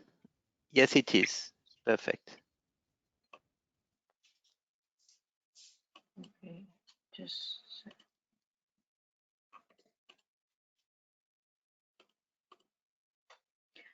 Yes, we don't hear you. Can you hear me? Yes, now we do. Okay, great. So this is the third pilot site of the RIDE2RAIL project, the Athens pilot site. The objectives of this pilot site is, first of all, to examine the smart multimodal integration for the public transport and rideshare modes, where we will see how the ride sharing can work as a complement to public transport, in the sense that it will be feeding it either for the first or for the last mile part of the journey. This way, we are expecting to increase both the car occupancies and the urban rail ridership when connecting low and high density areas of Attica, which, as most of you probably know, is a very large area. The second objective is for Athens to serve as a test site for the platform that will be created. taking into account the new forms of shared mobility, and finally to evaluate innovative concepts of multimodality. Okay. Now, coming to the implementation, as the rest of the pilot sites, so we have 4 phases. The first one has to do with the preparation of the demo site. We are here now. We have identified the stakeholders that we need to involve, and we are currently outreaching to them. We have identified that we will involve the municipalities of Markopoulo, Koropi, Pendeli, Vrilisia, Palini, Peania, and Spata, and maybe 1 or 2 more. We are planning to have some preparatory meetings. Ideally, we would like them to be physical, but due to the COVID situation, I don't think that we will be able to do that before the next 2 or 3 months. Hopefully we will have some collaboration agreements with them in order for them to assist us in the next phases of the pilot site. Next, we have the implementation. We will actually test the application that will be created during the previous stages of the project. We will have the customization of the software tools, the deployment of the smart board application, the usability testings, the testing of the infrastructure, and finally the definition of the key performance indicators. Next, we will have the execution, which means that we will have the actual demonstration and the recruitment of the participants. The demo execution will take around 3 months with incremental levels of end user involvement. The stakeholders to be involved are the same as the ones that were identified in the implementation phase. And finally, we have the 4th phase, which is the monitoring. Here we are currently identifying the monitoring tools and the relevant KPIs for the validation. Once the application is up and running, we will start collecting data and processing, and finally provide the monitoring report. Now, coming to the demo area, as we said, this is the Athens demo area. We will have the demonstration for around 90 days. The demo will take place in a 20-kilometer long air and rail corridor, which is between the Athens airport and a very popular metro station, which is called the Kisis Plakendias. There we also have a park and ride facility. And all this demo area is along the Attiki Ovos road, which is a toll road. Here we have both metro and suburban rail feeding this area, with 3 intermediate stations in Eastern Attica, Palini, Kanza, and Koropi. We are foreseeing 2 test sites. The one will take place at the metro station I mentioned before, the Kisis Plakendias, where we have 500 parking spaces for park and ride. This station is around 12 kilometers away from the city center, which is the Syntagma place, which is the center of Athens. We will also have a 2nd testing site at the Koropi station. This is an extra urban station. It is around 13 kilometers south of the Kisis Plakendias station. And there we also have a free municipal park and ride station with 300 parking spaces. First of all, and before the demo execution, we will conduct a stated preference experiment. This we are planning to involve 250 solo parkers and also as many as possible bus feeder users at both test sites in order to assess the ride sharing acceptance as access mode to rail. The segmentation will be made by 3 purposes. The first one is the potential ride commuters matched to driving commuters. And the second segmentation is the potential occasional riders matched to all drivers, commuting and occasional drivers, traveling, sorry. The user groups that we have identified are 4. The first one is the urban rail users who also use bus for the first or last mile of their journey, using multimodal hubs, park and ride stations or bus terminals, both, for example, in both the sites in Dukisis, Plakendias and Koropi. The second user group is the users that are using their personal vehicle as drivers, and they usually park at the metro park and ride locations. The third one is the personal vehicle users, again drivers, but who also take with them additional passengers and still park at the metro park and ride locations. And finally, we have the personal vehicle users, the passengers, who park at the metro park and ride locations. Now, regarding the storytelling, the use case that we will examine, we have Marietta, who is an employee living in Koropi. She needs to commute every day from the station of Koropi, from the area of Koropi where her house is located, to Zographou, where her employment is located. And apart from that, she also needs to go shopping after work. So on her return trip, she looks for a bus ride to reach Evangelismos metro station, which is a metro station very close to the city center, to the Syntagma Square we mentioned before. And after she has finished with her shopping in the vicinity, she rides on the metro to go to the Dukisis Plakendia station. And then she needs to find a late evening bus. However, the service is very low. So here we have the ride sharing, the RIDE2RAIL project coming in and providing the travel companion as a solution. And therefore, she uses a ride sharing driver to reach her house. Now, coming to the target values of our pilot site, we would like to involve 50 API users, completing 500 trips. The target for the completed multi-occupancy vehicle trips is 10, and the target for the completed trips involving public transport and public transit and rail is 2. The number of completed commuter trips with the RIDE2RAIL app is 187. The number of completed rural and semi-urban trips with RIDE2RAIL apps is 500.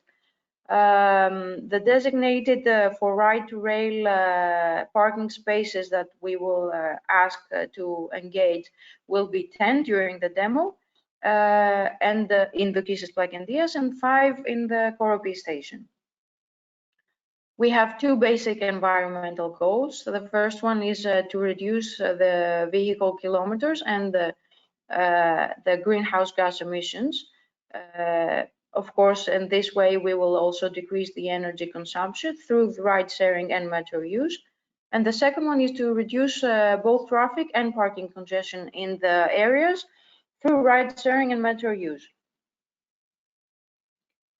Now, the specific expectations we have from the RIDE2RAIL project is to interconnect ride sharing and urban rail, to optimize the use and designation of ride sharing lots in the park and ride hubs, to capturing short distance journeys to ride sharing, to tackle the problem that we have with low bus feeder services level to the park and ride hubs, which I should mention that now with the COVID situation, this is a problem that is even bigger at this point.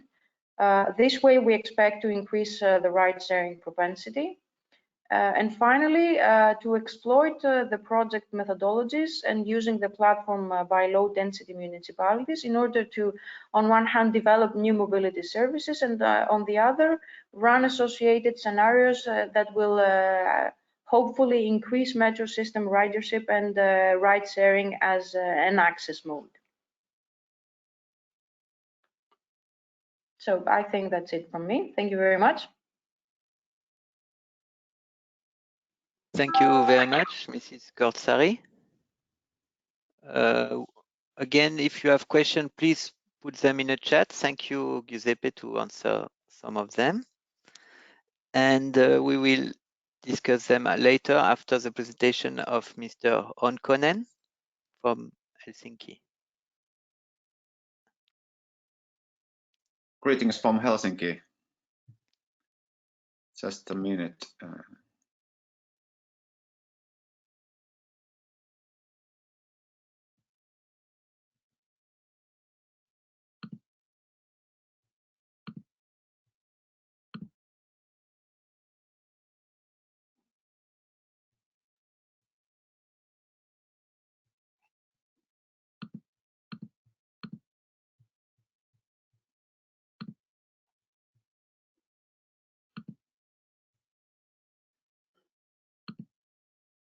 It says it needs some system preferences.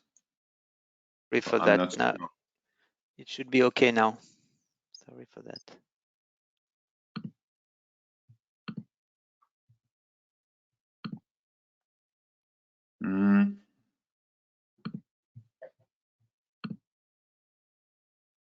I'm not sure which preferences should I tweak.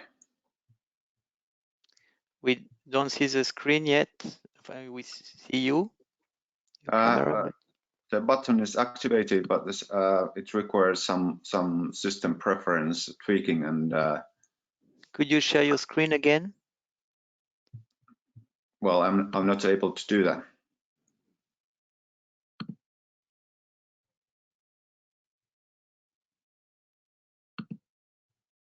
Do you want me to share your presentation? If you could be kind and share it from there.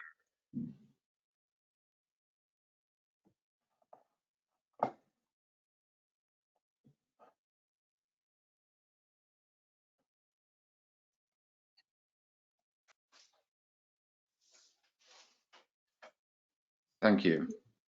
You can see it? Yes, I can see it. If you can just maximize it. It's not maximized? Not, or can you remove the right-hand column a bit lower? Réduire la colonne de droite avec le petit bouton au milieu. But anyway, I can start. So I'm from Forumvirium Helsinki. Forumvirium is fully owned by City of Helsinki. And if you can change the next slide.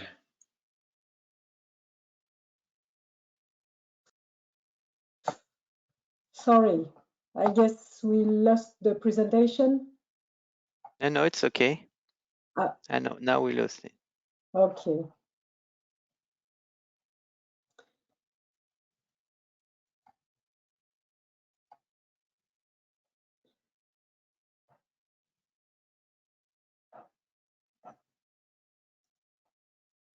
Can you see Can I have it?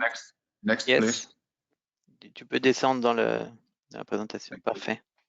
Okay. And well, for Miriam, our task is to try out all these new digital services in order to find out what are the good services for the city, so that city can build up better living for residents.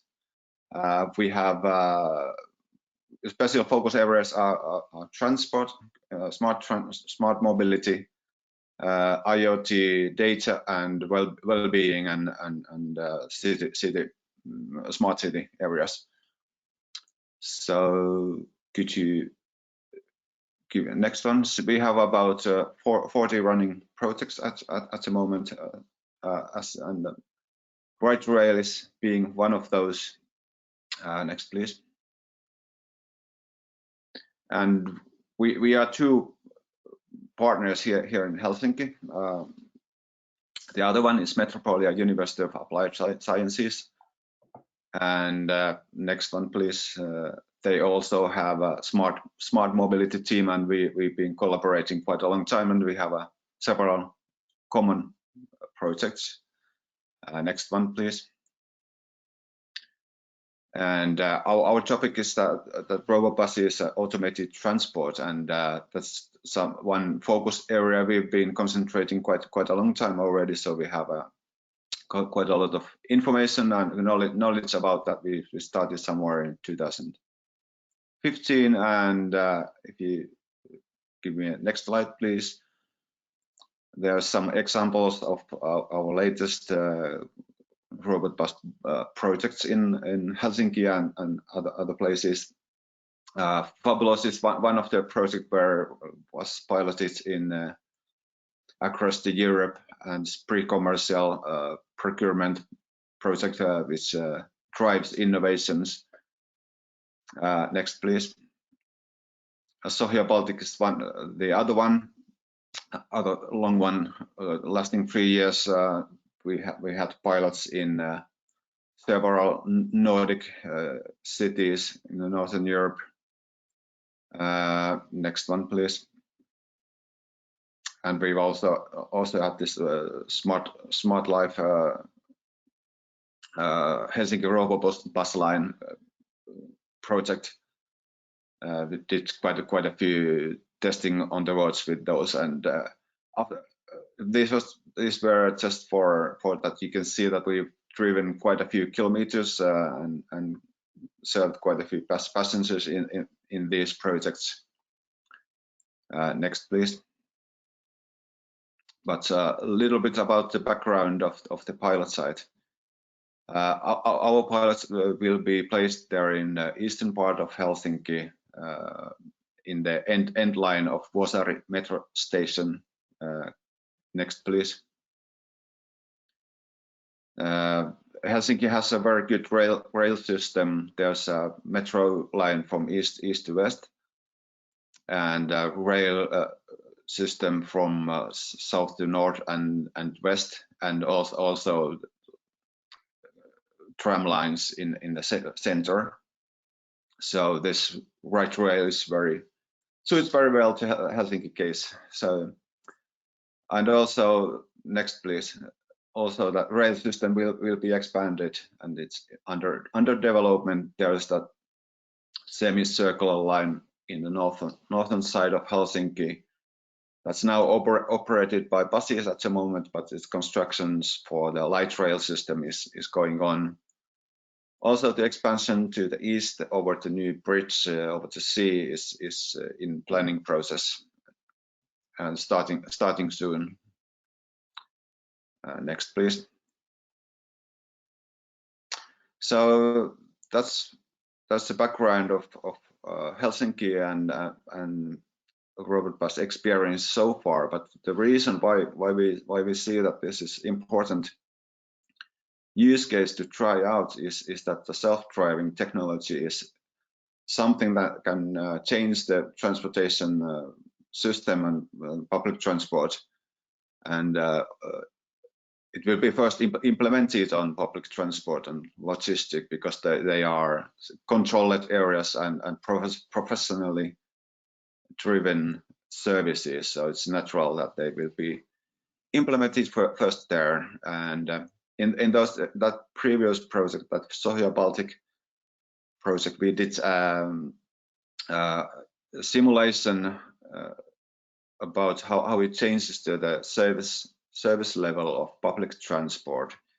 You can see the picture there on the right side. The darker green area is area where is very good service at the moment, and the lighter green is the area where if we can use shared shuttle services so that we can expand the good service level in the areas where the public transport service is not so good so far.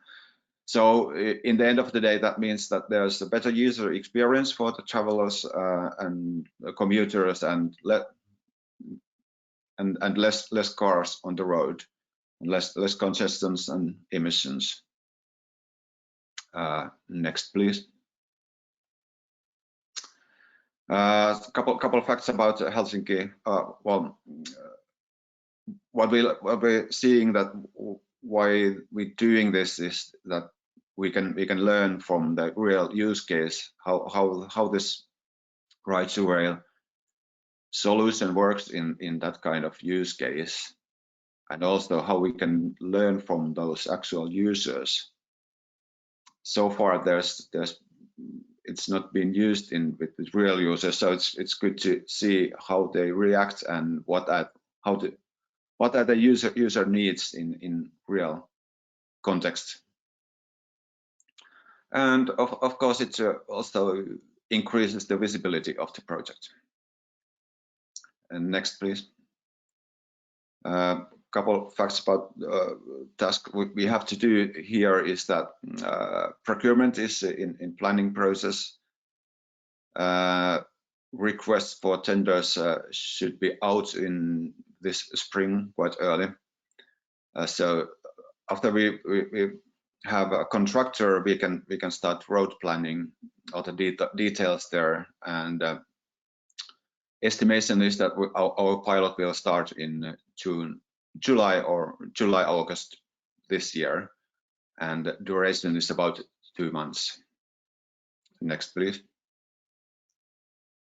Also, we have to deal with the city people, so because it might need some tweaking from the infrastructure. Those vehicles need a storage place where they are and charged.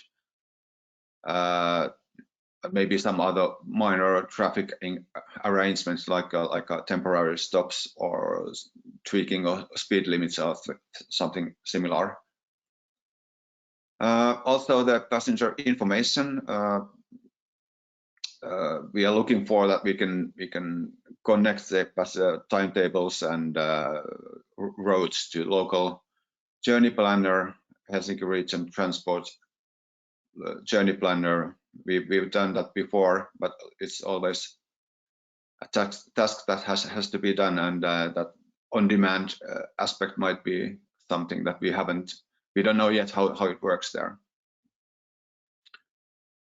And last, we also need to continue to discussing.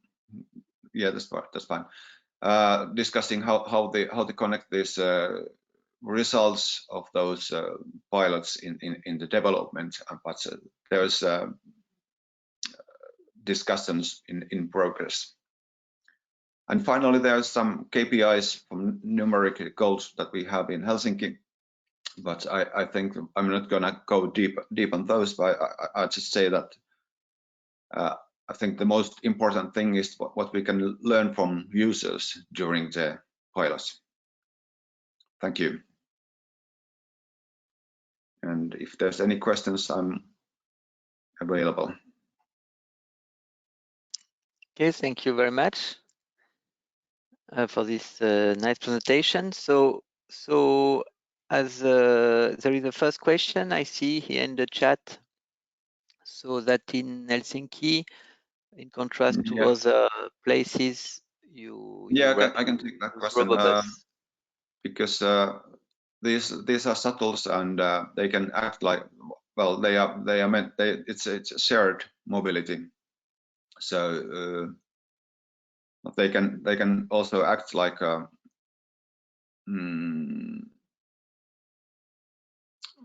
us. I mean, not sure what's the point of the question, but maybe I can elaborate a bit on it, since I was the one pointing out the question.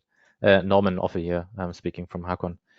The question is more related to, is there, like, how is the ride provided? And the other sides, it's usually a private person who is willing to share his ride. In this case, I'm not sure who's the actual owner of that ride. It sounds like it's somewhat like the public transport agency, or is that also because it's not really operated by private persons, isn't it? No, not at this case, but we are looking to simulate the situation that it can sort of take requests and maybe stop, have a variable places where it stops, but this is something that we need to discuss more. But we try to simulate the possibility that it acts like a vehicle that takes requests. Okay, depending on how the application works, of course, but that's something we need to evaluate. Okay, yeah, thank you. I think I have an idea. Thank you. Is there any other question? I read one about the COVID-19. So you have ideas how to bring back people to share their car or share the rubber bus in this COVID situation?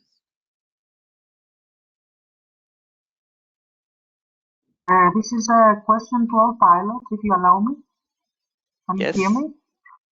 This is Katerina Daraki from Athens Urban Transport Organization, asking a question to all pilots. From the objectives, I understand that ride sharing is one of the most important objectives of all pilots.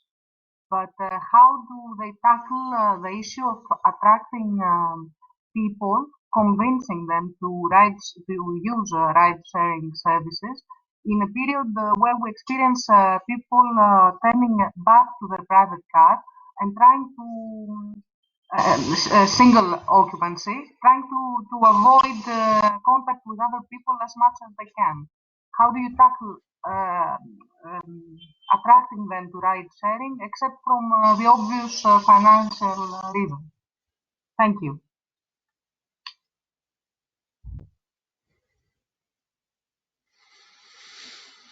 Yeah, this is Petr Buchnicek from Bonodomo side. Yeah, as I already answered in the chat, and I think it's now raised by another person, by Gabriele. More or less, I think that right now it's obvious that people moved or changed their habits back to private cars because of the pandemic. Of course, they are afraid of traveling by public transport if they don't have to, and I think it will take a very long time to persuade them to prefer the public transport again. And this period will exceed the scope of the project. But once they travel the private cars, which I think this option will remain the preferred one for a certain period, we still can try to convince them not to travel alone, to share the rides. Of course, it must not be someone completely unknown to the driver. It might be sharing between colleagues from work, for example, or students commuting to the university, etc. So I think there are some possibilities. Of course, as it has been mentioned in chat, there are some economic arguments. Yes, it decreases the costs when you share the ride. I think it's a good space now for the other part of the RIDE2RAIL project, which deals with incentives. So now the importance of incentives as a tool to convince to persuade the travelers to share the capacity of their cars, the importance of the tool would increase. But yeah, it's difficult to estimate the time scope because no one knows when what we call the normal situation gets back. Yeah, and Ismini asks the kind of incentives. Yeah, it may be something like some preferences, for example, when booking a parking lot, or some discounts for public transport within the city once they get in from the rural area. Or in case where in some cities they have the I would say the popular solution where several different services are integrated into one smart card or mobile solution, like booking of parking lots, buying tickets for public transport, getting entrance to, I don't know, swimming pools, libraries, etc.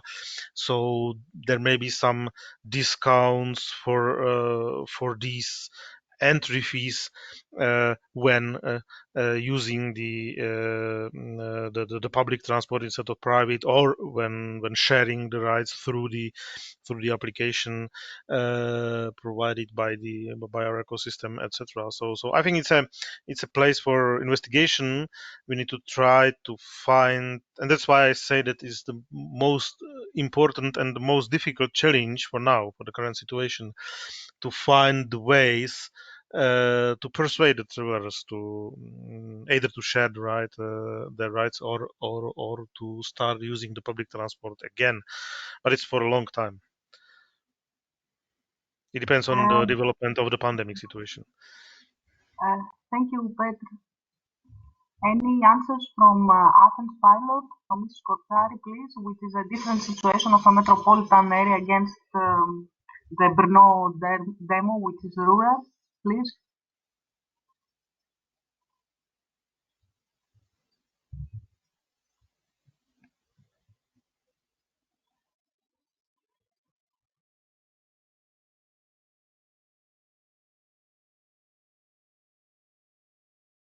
This is Kotsari.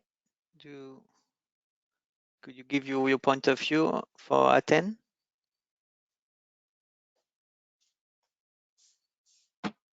Yes, can you repeat the question, please? The question is that it's about ride sharing. What initiatives you give to people to enhance their willingness to use ride sharing, especially during a period where COVID-19 makes all people use their car alone, single occupancy. How do you tackle that? It's the same question. I'm sorry. Okay. Well, actually, we have been involved also in work package 2 of the project, where we had a very long survey about incentives in general that lead people to select ride sharing. Well, it is a very big problem. I will not lie about that. But when we had this survey during work package 2, we also saw that people had mentioned all the time security reasons for not using ride sharing. These were mostly, of course, related to the drivers. And they don't know who the driver is, and the other passengers and stuff like that. So in order to tackle this, we identified as a solution to include the rating system that also taxi services have right now. Something like that could be the solution for the COVID as well. I don't know if discussions that are going on now for COVID passport, how this will actually deploy in the future. But something like that could act as an incentive. For example, if the driver would accept to state that he or she has had COVID in the past or is COVID-free somehow, I don't know.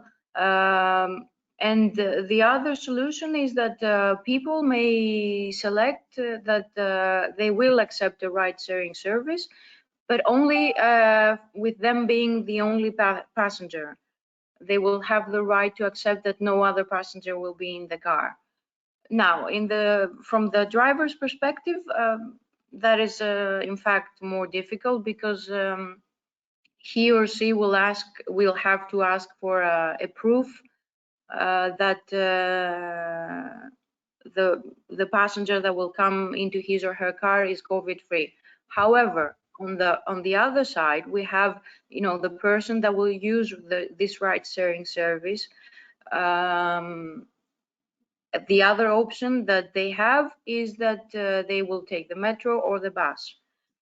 There, it's normal and easy to understand that they will be in contact with many more people. So actually, by nature, ride sharing is, let's say, a little bit more COVID-free than taking the metro or the bus. So in that sense, we have on the one hand the solution of trying to get people to agree to state if they're COVID-free or not somehow. tackling the issues of personal data.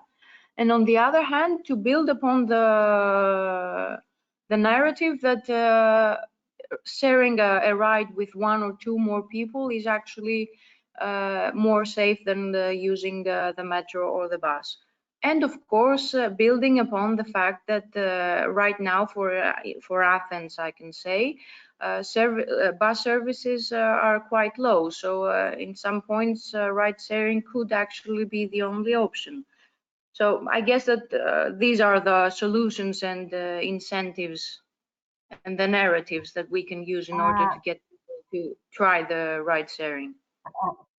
Thank you. So you actually refer to the users of public transport, to this part of the market, because what you described does not actually attract people from the private car to use the public transport. You're referring from the beginning to public transport users who use their private car at the beginning or the end of their trip. Am I right? Yes. These are the incentives to be given to people that use ride sharing as passengers. In regards to drivers, yes, that is a more difficult case, because there the most important incentive is that you share the cost of the ride. This does not tackle the COVID issue. Yeah, you cannot say that you should take the risk of getting COVID in order to share the cost of the ride. This is not rational. Of course not. Yeah. Okay, but thank you. Thank you. Thank you very much for this very clear answer. I think we're gonna finish our meeting now. It's midday, and I'd like to thank all the participants to have shared their presentation and their ideas here. And I wish for sure the next meeting will take place at the end of this year, and hopefully in a much better environment where we will find solution to the COVID on for all matters. And so I thank you very much again, and wish you all the best in the next future. Thank you. Thank you very much. Thank you. Goodbye. Bye. Thank you. Thank you. Bye-bye. Thank you. Thank you all. Bye bye. Goodbye to everyone. Thank you. Bye. Bye, everyone. Bye. Thank you. Bye, everyone. Thank you. Bye.